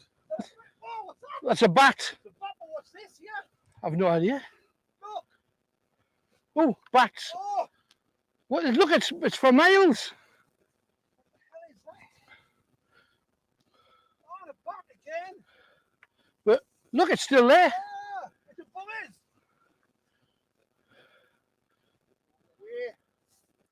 But look, it's still there. Look. Do you see it? Can you make it out? Yeah, you can see the little thing. No, I mean, can you see? Oh, there's no the. Oh, that yeah, you can the see misty mist thing that's and the flying. bat. What the? Looks like an outline of a figure, though. The bat flying around the mist. Oh. Did you see the first? Because when I spun around, it was like Figure there. it was like man shaped. And then the bat ball going round it. Oh, there's a bat. And another one. But what was that thing? What was that misty thing? No idea. It came up out of the ground here. Listen, I heard a scream there. I heard a scream. Voices and a scream. You don't think there's people already here? God. It'd be daft enough to come here at this time of night. I've got no idea. Sorry, Tony, I'll try and be a light. Are you getting enough? Oh, yeah. I'm close to the grass, so... Oh, you got some more, Kenny? Well, hurry up. I wanted to be actually at the ruins ideally by about 9:30, but it hasn't happened. But we've had so much go on. What the hell was that? I saw that as a person, though, first. A figure, and then it just flew away. Weird. But it hung around for like...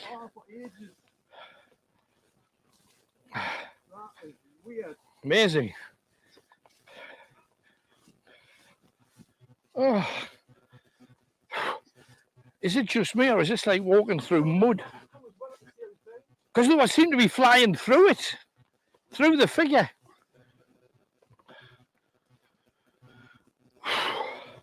I know Sarah's got all of her snacks out. I bet you tipped her chocolate buttons across the table after that. Right, if you just go left here, I'll let you...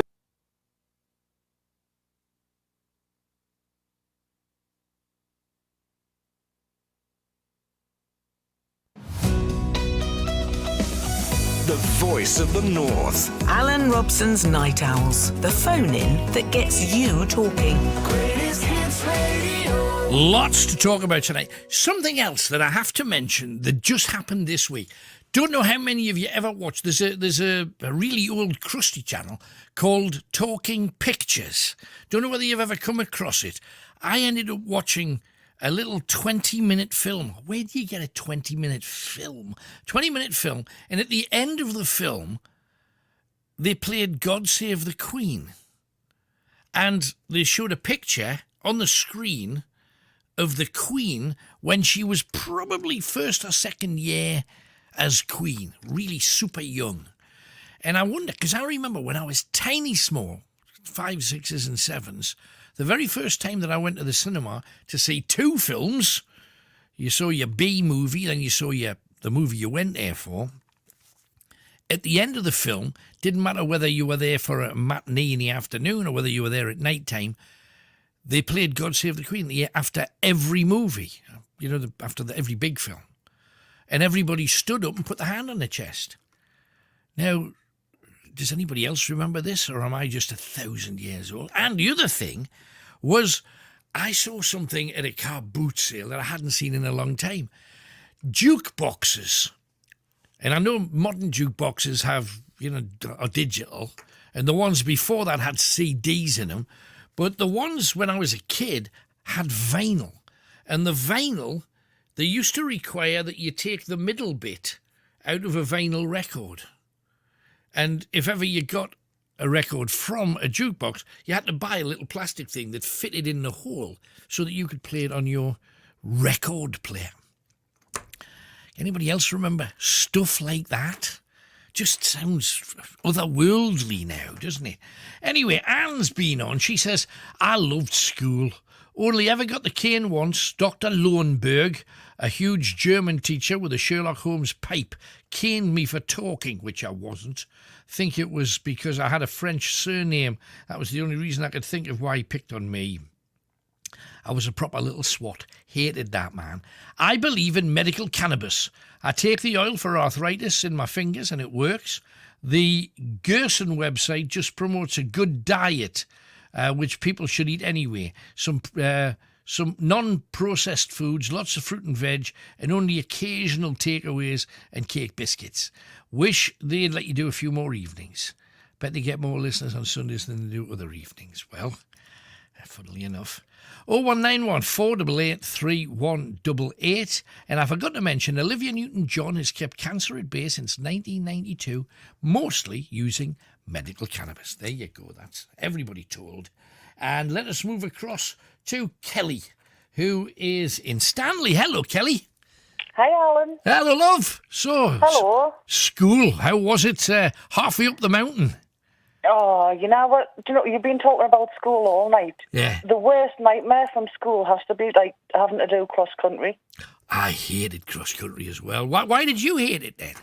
Because the PE kit, we had to wear like knicker shorts with a gym skirt, but we weren't allowed to do the cross country with the skirt on. Oh, what? Oh, no, that's not right. No, it was bad, man. No, that's just plain wrong. It was.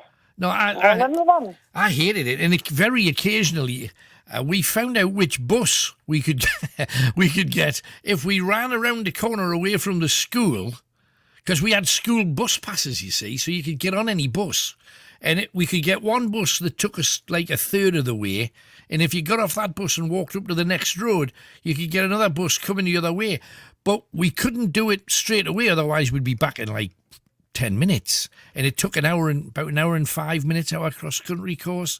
So we just used to get off the bus, hang around, have a chat. 15 minutes later, get on the next bus, stop there, have a chat. And then when you'd see everybody huffing and puffing up the road, we just joined in and finished off the last couple of 100 yards. Brilliant. But see, I didn't do the bus thing, but I used to stick some money in my sock. Right. And we used to we used to pass a shop at the top. I used to call in and get a Mars bar and a can of Coke or something. And I used to sit on the steps while everybody else was running past. Yeah. So I'd have me can of Coke, my Mars bar, and I would be last because I would just follow on after all level passed. Brilliant. I came a cropper with a bus routine, though, because I ended up being in like the top 5 cross-country runners. And I really wasn't. I was useless at distance. So they picked me for the school team against another school, and I was badly found out. I was last by a considerable measure, to the degree that everybody else had finished, and then I had to walk like the last half of my. It was not my finest hour, and they're all saying, "What happened to you? Your times have always been so good." Couldn't tell. Caught out because we've been cheating with the buses. Didn't tell him. Oh, I think I just got a stitch, sir. You know, it was all that kind of stuff. Was never picked again, so it was all right. But I've done everything to try and get out of it. I wrote fake letters and everything. Did you? Because I used to fake my mum's signature on letters sometimes. Well, can Alan not do such and such? Swimming usually, because I couldn't swim. He's got a verruca, you know. And if you had a verruca, no way that we're going to let you near the changing room. Not with a verruca. So did that a bit. So, I mean, you didn't like cross country, but did you like school in general then? I did. I miss it. Like, I wish I could go back. Really? You do. You miss it when you leave. I think you're like seeing all your mates and that and having a laugh. Yeah, it was funny. I left school at 16, and I kind of lost me bottle half the way through the school holidays, and I went back to school on the first day that the kids went back, and I said to the teacher, because I'd been working as like an apprentice electrician badly, I was useless at it, and I went back to school and I said, "Can I come back to school, sir?" And they said, "You're not on the list, you can't come back." Out. Oh, God. Oh, heavy. See, I left at 16 as well, but like different reason, like, but right. I mean, I didn't get to do, you know, the last parts of school like everybody else does. Oh, blame me. But no, I wouldn't change it. I would love to go back, do it all again. I enjoyed like games and football and tennis and all the stuff you did in the gym. I quite liked all of that, Clark. But the lessons, there was about 2 or 3 lessons I really liked, and the rest just seemed to me, what am I doing woodwork for? I'm useless with my hands. Why am I here? The smell of wood, it was amazing. I love the smell of wood. Well, personally, I'd rather smell your buns, because you lot did cookery, you see. And whenever, because there was a girls' school nearby, and we used to go over on the day that they made, you know, that they made stuff, and you could always tell because you would see them going in with like a packet of flour and some butter, and so you'd, hang on, it's either cakes or buns today, lads. So we had to run down to their school as soon as we got out to just try to see if they'd give you the buns. Yeah, absolutely, or a cake, anything would have done, anything. And we managed to get a nibble of that sort. No other kind of nibble, but we managed to get that. No, happy days, I suppose, because you could put your hand on your heart and say, I've got 15 mates or 20 mates. And how many people now, having left school, can put their hand on their heart and say, I've got 20-odd friends? You know what? I hardly see any of mine since leaving school. Absolutely, me too. Me too. They just vanish, just disappear. Yeah, everybody lives their life and just gets on with it. But it's weird how people that you saw every day for like 5, 6, 7, 8, 9 years, and suddenly they're gone. It's So yeah, I left because I had a baby. Right. So, like, I think that's what done it. Right. Like, obviously, I'd left. I had started a new chapter of my life, and everybody else just nicked off. Yeah, because a lot of them would have been like living we're free and single and just having a wild time, and Yeah, they it would would have been nice. view you as tied down, I suppose, by that. Is that what happened or not? I don't know. I think that's what it was. Just because I wasn't going out and having a laugh and doing stuff anymore. I think they just.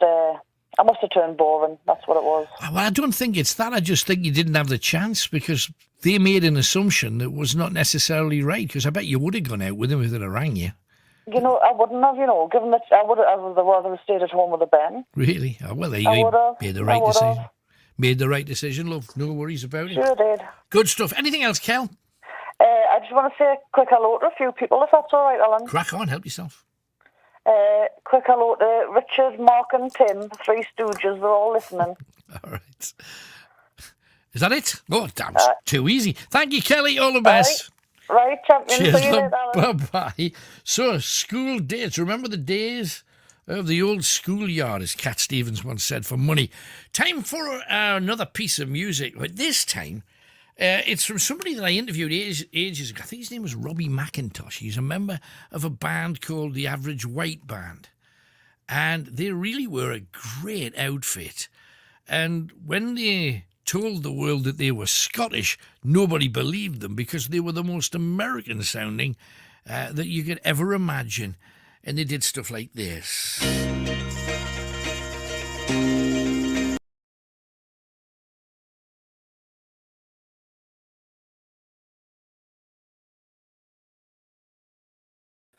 I wanted to be actually at the ruins ideally by about 9:30, but it hasn't happened. But we've had so much go on. What the hell was that? I saw that as a person, though, first. A figure, and then it just flew away. Weird. But it hung around for like...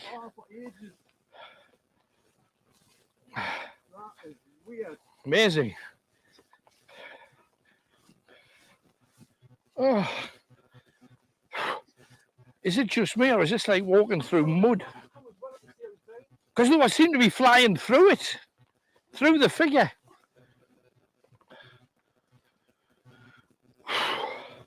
I know Sarah's got all of her snacks out. I bet you tipped her chocolate buttons across the table after that. Right, if you just go left here, I'll let you go first. Left here? Left through that little crack. Left through the crack, okay. Through here? Through here? Yeah. There's a little step, I think, or... That's it. Ugh. Ow. Oh, yeah, kind of. Oh. Oh, watch, there's an electric fence. Ah! Oh, shit. Sorry. Ooh. What? Should have actually said before we started this. I just realised there's a bit of an electricity fence there. Sorry. Oh. And there's cows in there. What? There, look. Where? Oh, hell's bells. Oh, they're going to cool, aren't they? Is there any bulls in here, though? Hang on. Be careful. Don't do that again. No. Oh, it is electrified. I know it is. Man. Come on. Oh. Careful. Ah! Oh, my God, look. Yeah. Tony's just managed to get through. Right, now there's a cow pat about every 2 seconds, so... Just don't wake the cows up. Don't wake the cow. Right, just head... It's that's the entrance to the I can hear voices from inside. Do you want to light it up so people can see it? Absolutely. Hang on, let me have a sit down. Right. Gentlemen, do you know what you're looking at? No. This, it's called a preceptory. And, ow!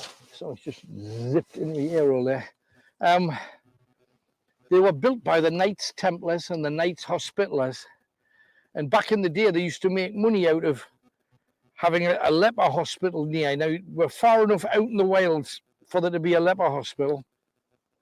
The families of the lepers would pay the Knights Hospitallers, who raised money for the Knights Templar, to go on the first and second crusades. We getting bats? Yeah. Just flew out in front of me beam. Well, this is the place where the Knights Templars were funded. They used to come here and stay here because they could stay here free. They'd get money and they'd be looked after by the Knights Hospitallers, and they would charge families to raise money for the Crusades. Now, you got to remember, the Crusades aren't something to be proud of. They're something we should all be eternally ashamed of, because they're essentially just going to foreign places to murder people for believing whatever they believe, wherever they happen to go. Well, that's oh God, the big splodgy ones and all. Oh, I don't want to stand in one of them. Oh, they're everywhere, Tony, you're quite right. It's a minefield of poo. Now, there's a number of stories about this place. 6 people were burnt to their deaths in here, in a fire. Voices coming from behind. Tony's just watching cow pats now. He's gone rogue. Bull comes. Tony's gone rogue. Doesn't care about us anymore. It's all about the cow pat. There was a French raid in 1692 where some men, a woman and some children were burnt to death in here. This is Lower Chibben is where we're at. Lower Chibben, don't blame me, we've got to climb over another stile to get in. Hell's bells. You're just going to watch me now, aren't you, just to make it awkward. Right. Oh, look at that place. Oh. And there's supposed to be the spirits of the dead within. What a place. What a place. Kenny, over to you, if you can. So many stories. It was a leper hospital. Some Scots came here, and there used to be a moat around this place. There's a stream called the Dunbar Stream. Used to have a lake around here, like a moat, to protect them. And the Scots kept jumping in the moat to try and get across, and they were shot to death with arrows, all from within here. There's a couple of horrific stories about this place that I'll tell you about. There's the story of the murdered wayfarer. Now, this guy, oh my goodness. Now, you got to remember, this place is around here. The bodies of lepers are buried all over here. Oh crap! Are we going in there?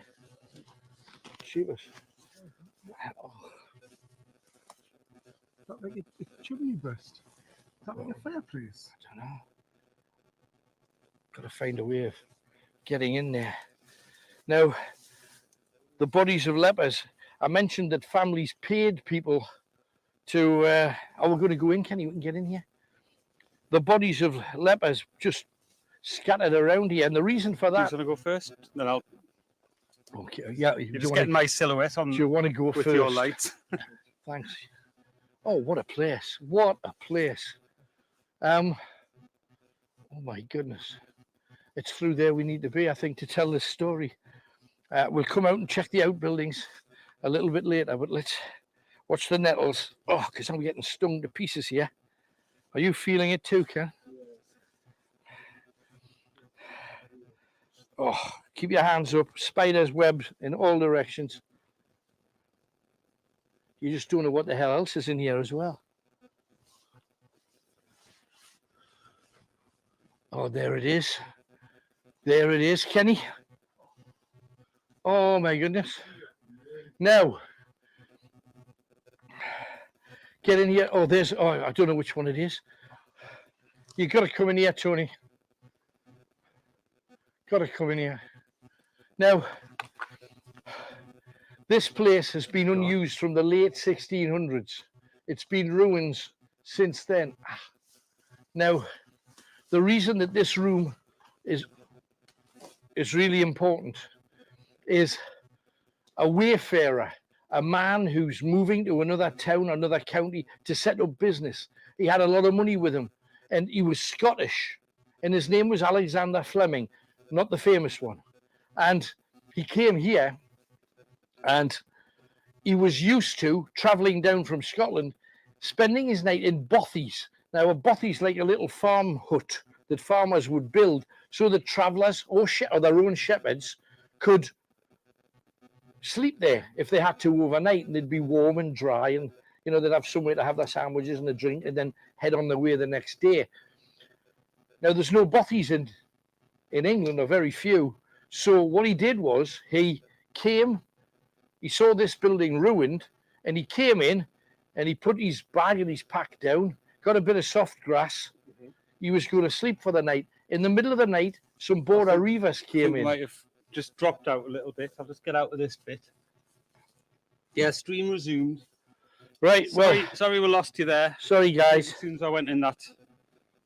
I don't know how, it's like 10 feet, but I'll tell you the story, then you can come in and see the place that we're talking about. Don't forget, this is also recording as well, so if it does freeze for you, we'll upload the HD version. Yeah, the high definition version will be uploaded as well for any time we stop. However, he obviously camped in there, because then a whole group of border reivers arrived here.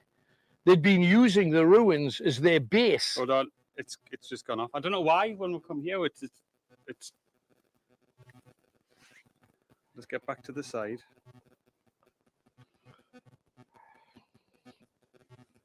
Are we on? I'm just double checking. It says stream resume, but never had a problem trouble. You know, sometimes when we're in places with energy, stuff happens. Tony checked this whole place out earlier this week. He was here on Tuesday, and everything worked. There was not an issue. And we get into a place like this, and all kinds of stuff going off. Now, just to let you know, to finish off the tale, this guy, quite a wealthy Scot with enough money to start a business, had a carriage, had a horse, and he'd parked it outside. So when the reivers arrived, there's somebody with money here. So he thought, I'm hearing voices coming directly from behind us as well. But the reivers thought, here's another rich person to rob, and that's exactly what they did. They robbed him, they stole all of his money, and he tried to fight back. And by fighting back, they grabbed him, put a rope around his neck, and from what they say, the central beam, now you saw the beams in there, the central beam is where Alexander Fleming was hanged to death, in there. Now, his spirit's supposed to be hanging around here, and it's not the only one. There's a horrific story about the fireplace that I think's in the same room, I'm afraid to say, Tony. Kenny should get the night vision out, and then we'll see everything. Can you get your night vision out, Ken? I think as soon as I went in there, the signal went, and I don't know why, because there's no roof on it. Kenny, come with me then, because I need you to catalogue the story. You guys at home will hear it, but only Kenny with his night vision will be able to see it. Because the other story, can you get through there, Kenny? Or can you stand there and just light up, or not light up, that fireplace? There's a huge fireplace area in there. Use your night vision if you possibly can.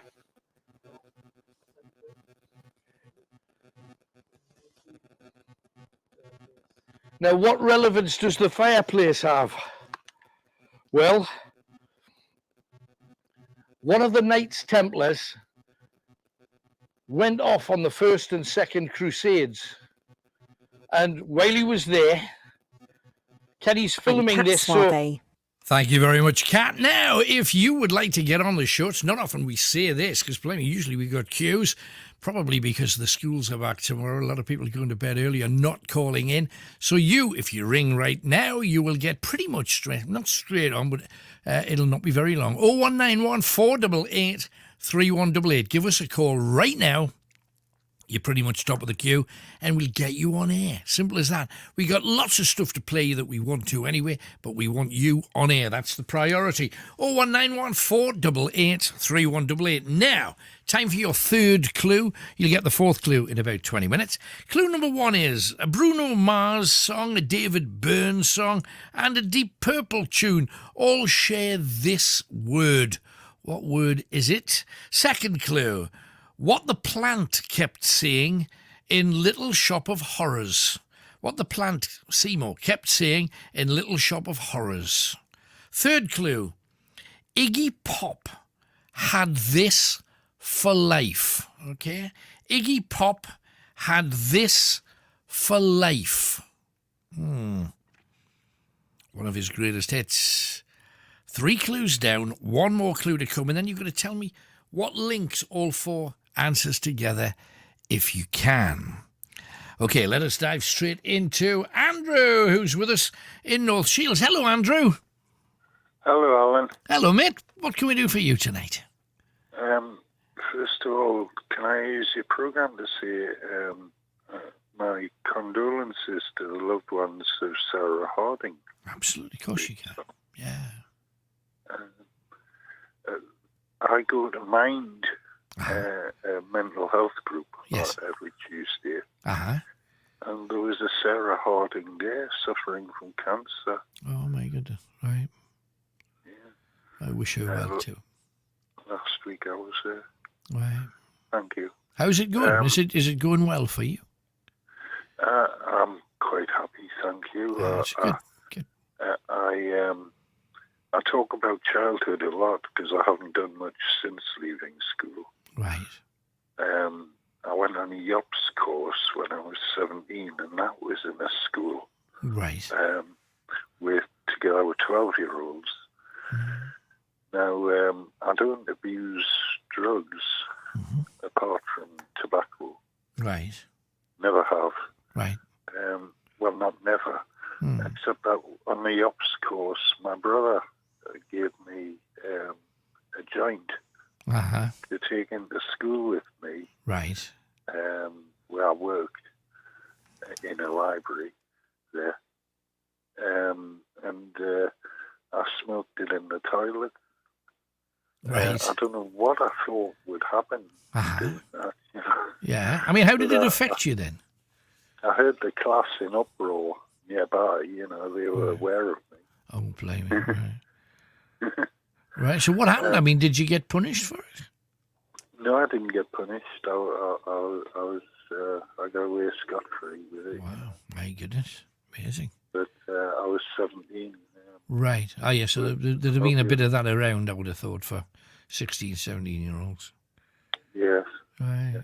Okay. The music I've heard on Metro Radio today was the same, was very similar to music I'd heard when I was a child, an infant. Right, And it reminded me of being in the kitchen of my girlfriend. I was only allowed in a house on the one occasion, one time. Right. And I was in the kitchen and we were listening to, Tones and I. Right, yes. Now, I spoke very good English, Queen's English, and was taught not to be a Geordie. Right. And I was fixed up with this girl, Julie Longstaff. Because she spoke very good English. Right. And the class somehow got us together. She was my boss in the gardening. Right. And I respected her as boss. So she respected me for that. And I said, but we're not going to make love, but Oh, right. She said, yes, I would like you to accompany me to the stables, the horse riding stables. Right, Bit of a walk. Sounds good. So I would have loved to have ridden a horse when I was a bairn. I would have loved to have tried it. I've been on a pony once, I think, on the coast. Right, yeah. I would have loved to have gone to the stables to ride a horse. So when you got to the stables with this lady, what happened there? Did you not get the chance to? No, I just had to walk home alone after that.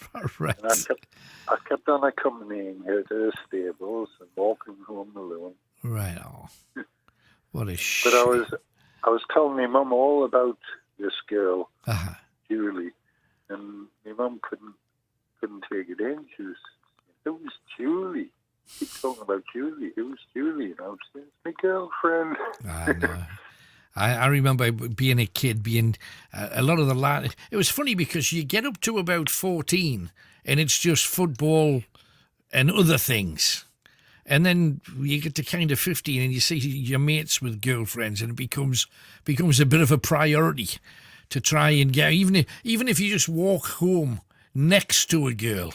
You then told your mates, we've been seeing each other now for about 2 months. And seeing each other is all we ever did. It wasn't like we were courting or anything, but it looked like you were because you were walking home with them. So, yeah, strange days. We were listening to Tones and I didn't appreciate it. And I said, how can you stand it? Right. She corrected my English and said, I don't stand. and then we listened to it a little bit further, and something else came on, which was even worse.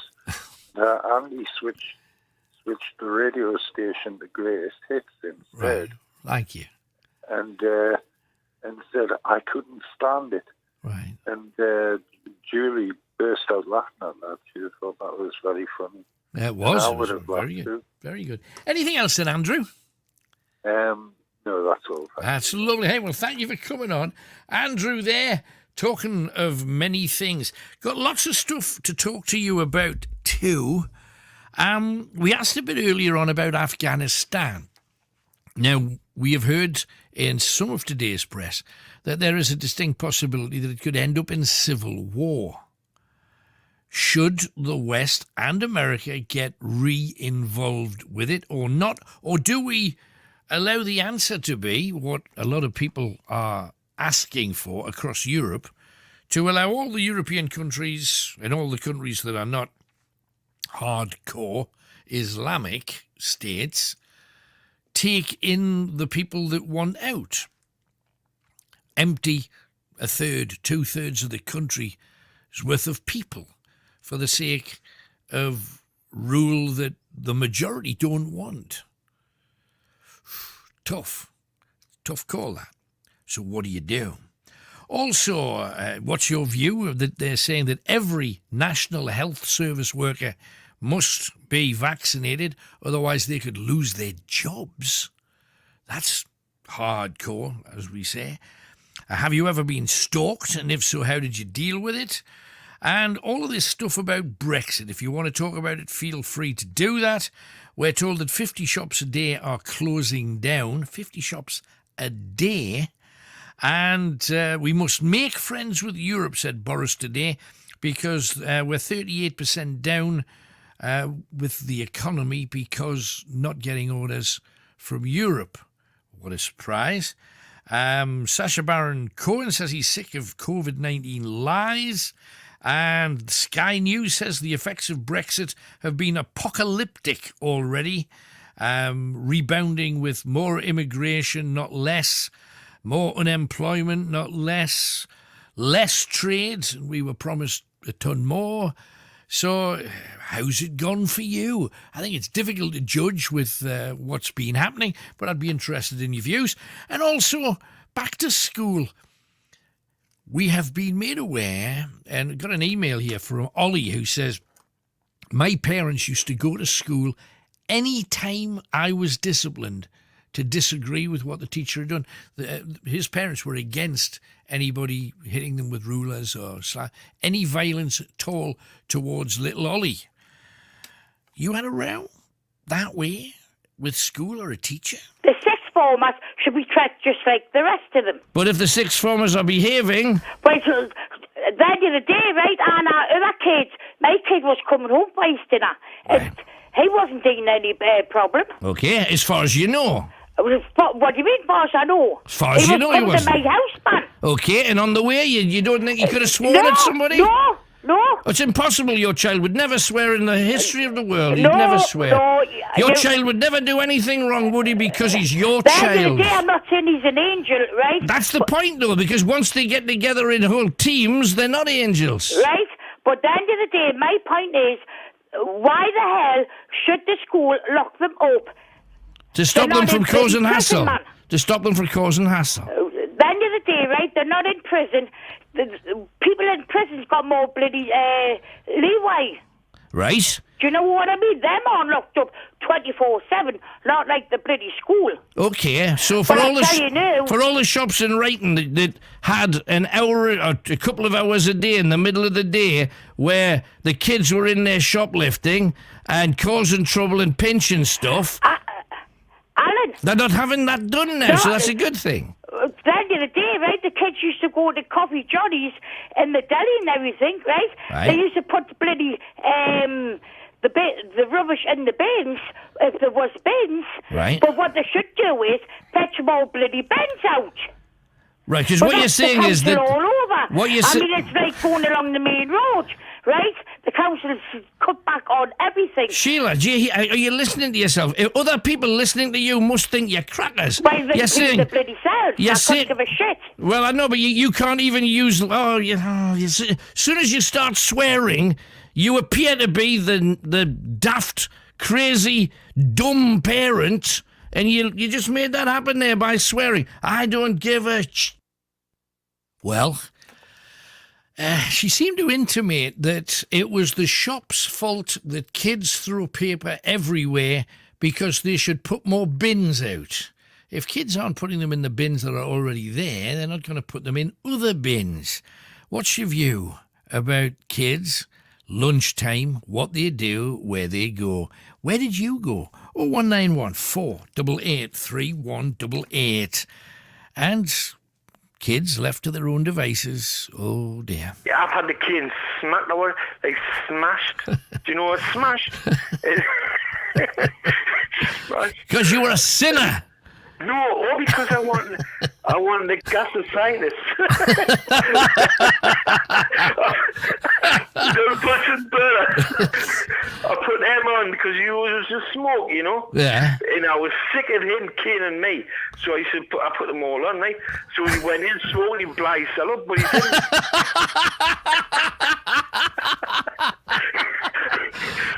So he would walk in there with all those Bunsen burners, all that gas. Aye, if he's still alive now, God bless him. Oh, he's nothing. There you go. And why not talk deterrent? Your woodwork teacher would hit you with a lump of wood if it came to hand, or slap on the back with the duster that he could seem to hit you with from 30 yards. And there were ways of you, and I know it's probably not right, and certainly not in this day and age, but kids quite often were quite scared of some of those punishments, and they certainly wouldn't want to bring them on themselves too often. Then, all of a sudden, schools can't do anything other than, well, we'll give you a little bit more homework that they won't do, or we'll send them for a detention that they won't turn up for, or they'll do the maximum they can, which seems to be we'll exclude them for 2 or 3 days. Which, I'm sorry, if I could have been excluded, I'd have been a happy boy. I didn't like school, so send me home so I can have 2 days watching telly or put some films on. Happy boy there. So at school, you can't do zip. You can't punish them at all, which lets them run ragged. Because the parents then they say, well, first of all, what can the police do if they're under 16? Pretty much nothing. So you've got all these kids who, at school, they can't be punished. The police can't touch them. And now the parents, of course, are saying, well, what do you expect me to do? So, from top to bottom, there's not one person saying, don't do that. I know, and we wonder why we got trouble on the streets. Yeah. There you go. Tell me your stories about that or anything else you want to talk about. We're here for you right now on 0191 488 3188.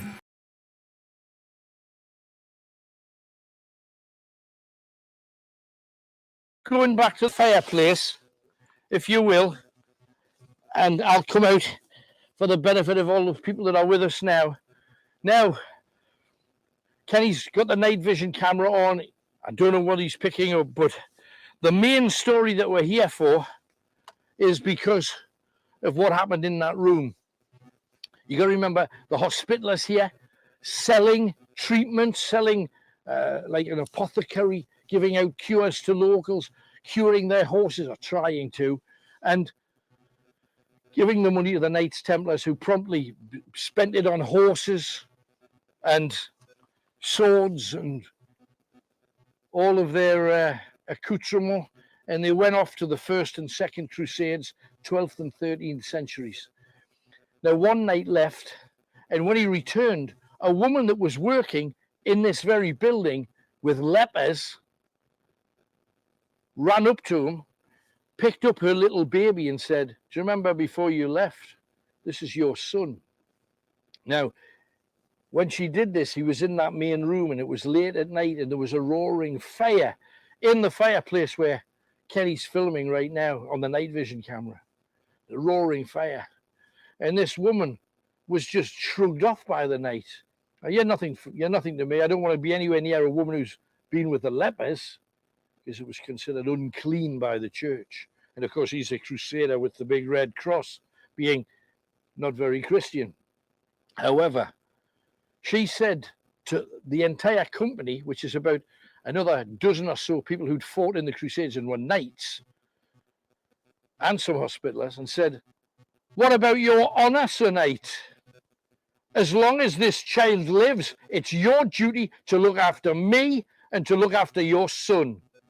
And the Knights Templar picked up the baby as if he was going to hold the child, and she's thinking, he's going to bond with his son. Instead, he got hold of the baby's leg and just threw it into the fire. And while the baby was burning, his mother, of course, raced past him, put her hands in the fire to try and get the baby out, when the Knights Templar pulled out a sword and pushed her into the fire, and the pair of them burned to death right here in that room there, exactly where Kenny has the night vision camera right now. So I'm heading back in there to see if we can get anything. Are you picking anything up, Ken? Yeah, let's do that. Oh, ow. These big nettle bushes, they're really, ow, they go straight through your jeans. Right, let's get in, Ken. Apparently so. Let's get in. Oh, ouch. Look at this. You can see how well a defense this place had with all of the windows. You imagine people firing stuff out, but let's get in, because this room is amazing. It is absolutely amazing. Yes, it's nettle hell. Ow. Oh my goodness. Can't imagine what a bath's going to be. What's going on through there, Kenny? Oh, come in, because you haven't seen this. That is the beam, and they've put a stone on the top. There. I don't know whether you can you make a torch? Yeah, that's better. And when Kenny touched the stone, all this stuff started coming out of the fireplace on the like dust and mist. You know, kind of like what we saw in the field, but it was coming out of the fireplace in the distance. Go and lean in a little bit. You can get closer, and that's not a nettle that's directly in front of. In. That's the fireplace. You see the other side as well. So that's the fireplace where the child and her mother were killed. You can understand how it's big enough to get people in. Why? What's at the other side, Ken? There's another fireplace in there, but it's... Oh, is it? Oh, I see. I see. Oh, cool. Blaming this. So you don't know which one it was, really? Oh, jeepers, look at these nettles. I keep just standing on them, hoping they'll stay down. Oh, look at this. There's another world through here, Tony. Another world. It's another beam.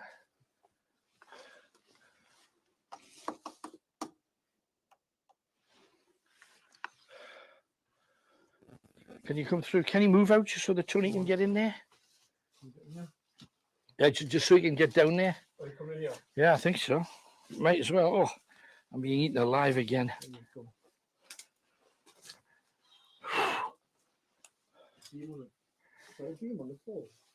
Yeah, absolutely.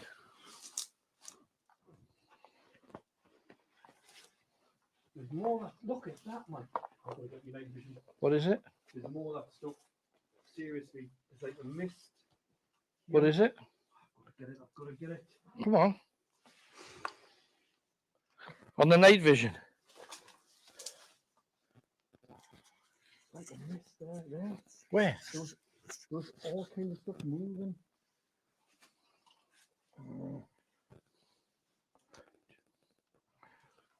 Just bizarre. It's just crazy, this place. What did you see? Right where that gap is there, Yeah. there was like a white thing.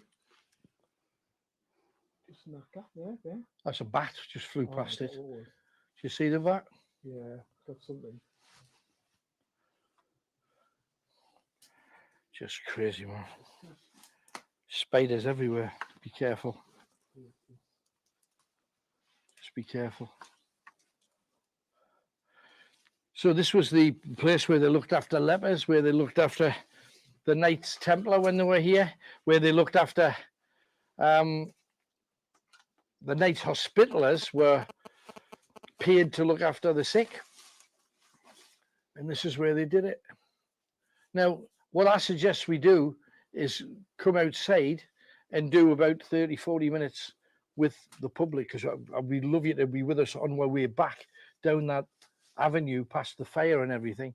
I think that would be certainly something we could do. Yeah, we can go live again then. It's just, there's got a signal, yeah, but it's just for some reason in here. It's an energy thing. Sometimes your cameras go off and what have you. But look at this. We haven't done the room in front, the room that worked the last time. So let's head in that direction now. Now, hang on, just a second. Look at that wall. You see the blood? Oh, what's that? Do you see the blood? Look over there. What the hell? There. Where's that from? I don't know. I've got a red light on as well. Why is it picking that up? Why is it picking that up as blood? Because it's not coloured red. No. It's picking it up as blood. See the insects feeding off it. God. Can you see it? Yeah. Go in close, Tony, so the people can see it. Well, I'm going to get this on the night vision as well. Go for it, Tony, because it's bright red on the camera. That's weird. I mean, you can't pick up insects on the camera. But there's the marks of blood. And look at that. In here, you see, in the torchlight, it's absolutely clear. There's insects. See me put my hand in the blood? You getting that? I don't think you're picking up on the camera, are you? There's blood Not on that one. No. I've got the red light on, so you can pick up That's the red. bizarre. Definitely. Ow! Oh, jeepers. This is Tony, you want to catch all of this though, because this is what everybody's missed when we've cut off. Look at that. You can understand somebody sticking a rope over something like that when it suits them. Can you make it out? Yeah. That's the fireplace. So which way did we come in? This way? Oh, that way, is it? Oh, yeah, so it is. Get what you can, Ken. And don't forget there's a microphone on it, so talk away. Yeah, because you didn't see any of this.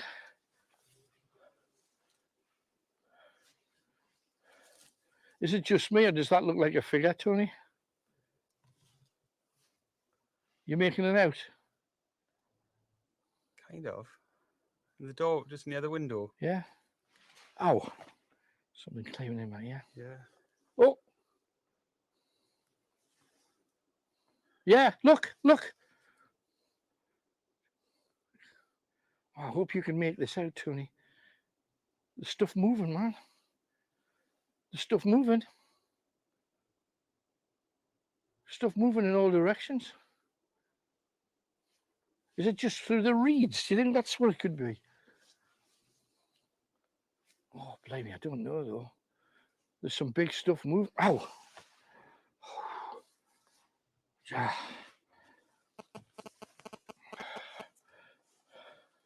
Look through here, Tony. This is amazing. You seen this? Fantastic arch. Hang on.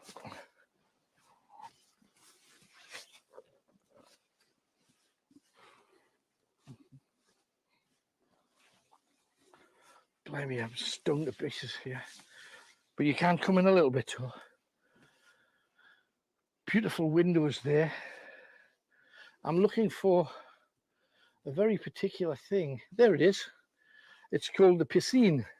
You see, you see the square there? Mm-hmm. You see the square? That is where you would place a religious artifact, probably a gold cross, or because they weren't short of any cash, these people. They would have that on there so that when you came, oh, sorry, big flying thing. When people came in here, it looked like they were rich and wealthy. It would be the equivalent of shopping in, like, not SCS, but anywhere else. What's the name of the posh shop with two names? Can't remember what it is now. Barker and Stonehouse. Barker and Stonehouse, the very same. Who should now be sponsoring us, of course. But that's just wild. Let's head out. Let's head out, Tony. Yeah, we'll go live to the supporters group once we get away from this house, because it seems to be sucking all the energy out the bloody. And the weird thing was, we checked everything out first. Yeah. So, Howard, which is the way back? This way. You sure? Yeah. Okay.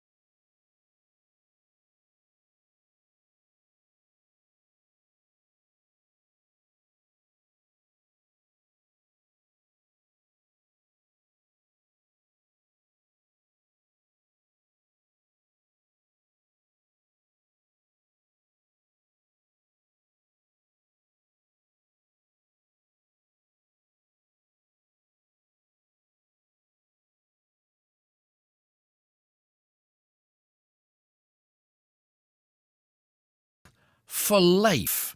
Iggy Pop had this for life. And the fourth clue, U2 sang this in the name of love.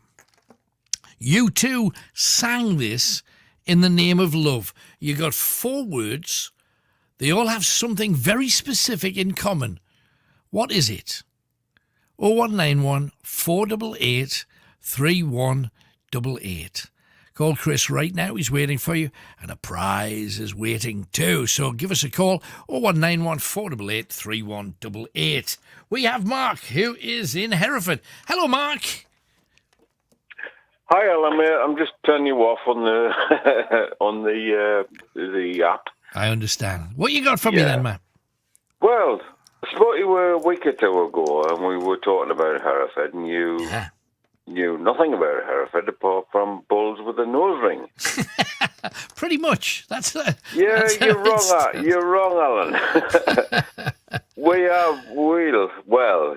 Can you guess? The SAS are based in Hereford. Wow, well, there you go. They are. Because it's the only away football match I've ever been to, and it was the year that Hereford knocked Newcastle out. Beat Newcastle, yeah, and that's their claim for fame. And they're wrong, because every time they say that to me, I say, well, no, I'm from Sunderland. But never mind. Right. But yeah, we got Bulmer cider here. Uh-huh. And as I say, the SAS. So Good we enough. have got a bit of a claim to fame. You absolutely do. No question. And Hereford cows and bulls and things. That's good Yeah, stuff. but anyway, I spoke to you a bit ago about ghost stories and that, and I gave you a few, but there was a few more that I didn't have time to fill you in with. Let's have them, by all means. Yeah. Well, I had an uncle who, he's just passed away recently, bless him, but he worked at the shipyards in Sunderland, Austin and Pickersgill. Right, yeah. Yeah. Well, basically, he was a riveter. But one day they said, look, can you go and help to dig this, basically a tunnel in the road. They had to dig a channel in the road. Right. And so they were digging down. They were probably down about 6 foot. And he said, we just sat there, eating our bait, sandwiches, this, that, and the other. And we looked, and like 6 foot away in the tunnel, they saw this blue smoke just rise up. And they were like, what? But this blue smoke rose up and formed into a figure. Oh, wow. And started floating down the road. Right. And they thought, that's a woman. And they scattered. I mean, they climbed out of that trench like you wouldn't believe. Now, this guy is the straightest bloke I've ever met in my life. I mean, you meet blokes and some blokes just don't tell bull. Do you know what I mean? Sure, absolutely. And he was one of them. Right. So when he said that, I thought, no, that is truth. Yeah. But yeah, it was like just, wow, freaky. Yeah. You just think, well, where did that come from? Yeah. Absolutely. But the thing is, what made sense was he said that the figure floated down the road, but there was no legs. Right. Uh-huh. So it was like probably thigh height. Right. And you think, well, yeah, maybe it's back in the day, the road might not have been that high. Sure. I mean, we're talking about approaching Sunderland Way Bridge. So, it's like a main road. Yeah. And you think, what did that mean? You just think... Well, one of the famous northern stories comes from York, which was very similar to what you've just been talking about. A woman went downstairs into her cellar and she saw, and called the other guy from the shop to come down and see it too. She saw Roman soldiers walking in twos, but they were kind of from the waist up. Yeah. And then when she checked with the local museum, they said, well, the main Roman road was 3 foot lower down than what Yep. you can see. So it kind of yeah. makes sense, doesn't it? Exactly what he said. I mean, when he described it, you think, well, that doesn't make sense. But when you work it out afterwards, you think, yeah, it does. Maybe it does, yeah. It just wasn't, the real thing. But he saw it. I mean, as I say, Alan, I mean, he was like the salt of the earth guy, and straight as a die. He was. He never spoke anything, and he didn't speak much, to be honest with you. But when he did, you just knew it was the truth. And for him to say it, I just thought, wow. Yeah, I mean, I heard that when I was about 14 from him, right? My uncle, and it's like stuck with you. Wow, freaky. It did stick with me. Yeah, weird. Right. Anything else? Yeah, there was a few other things. Go for it. There was a family member, and she had a premonition. I mean, basically what it was, she walked out to her backyard back in the days, because we had backyards, not gardens. Sure. So she walked out, and just before she walked out the door, she stopped. Right. And as she stopped, she didn't know why, but something told her, and a slate fell off the roof. Yeah. And if she'd walked one more step further, it would basically have sliced her head in half. And how do you explain that? Yeah, absolutely. It's like, what told her to stop? What said, like, just, whoa, hang on, pause.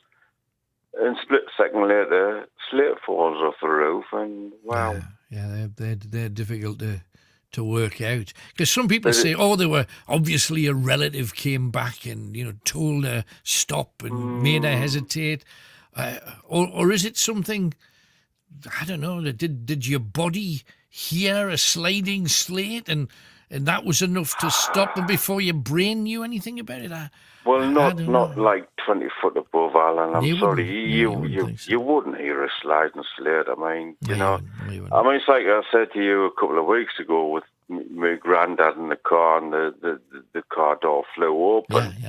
Nobody told me that was going to happen. I mean, 10-year-old. You know what I mean? You just think, well, what the hell told me that? What was that? There's Fascinating. some freaky stuff out there, man. No, there is, and we're always grateful for you to share it with us. Thank you for coming on, man. Good to hear from you again. Yeah, you're welcome, mate. I'll speak to you soon. And keep waving the flag for Hereford. We appreciate it. I will. By the way, Alan, you know I'm from Sunderland, don't you? I do, absolutely. Good. Sure. Nice one. Thanks, man. Take care. I've lost my accent, but I'm still from Sunderland. I think if you say Book, you're still all right by me. Yeah. There you go. It's still there. Thank you very much. There you go. My mum's a bit of a kook, and she's got lots of books. So there you go. Mark from Hereford. Last chance now for you to win that competition. Clue number 1, a Bruno Mars song, a David Byrne song, a Deep Purple album track, all use the same word. What word is it? Second clue, what the plant kept saying in Little Shop of Horrors. If you've not seen it before, you're in trouble, but most people have seen, even if they haven't seen the whole film, they've seen the image of the plant that wants something. What did the plant keep saying in Little Shop of Horrors? There's even a song about this in the film. Third clue, Iggy Pop had this for life. One of Iggy Pop's greatest hits. He had this for life. What was it? Write that down. 3 clues gone. And the fourth clue, U2 sang this in the name of love. U2 sang this in the name of love. Now, the 4 answers are all part of something quite special. But what is it? Will you work it out tonight, or will the prize not be won? You call us right now on 0191 488 3188. 0191 488 3188. We would love to see how many of you are going to win this, and I don't think very many. Anne's just been on and says, Boris saying that we should make friends with Europe. We were friends with Europe till he came on the scene. Well, I don't think it was just him, but I know what you mean. Anyway, let us have one last track to give you guys a chance to win. And, of course, it's from somebody who's a great friend of the show. He appears on it on a fairly regular basis, and he's a good egg at that. So let's go out with this fella.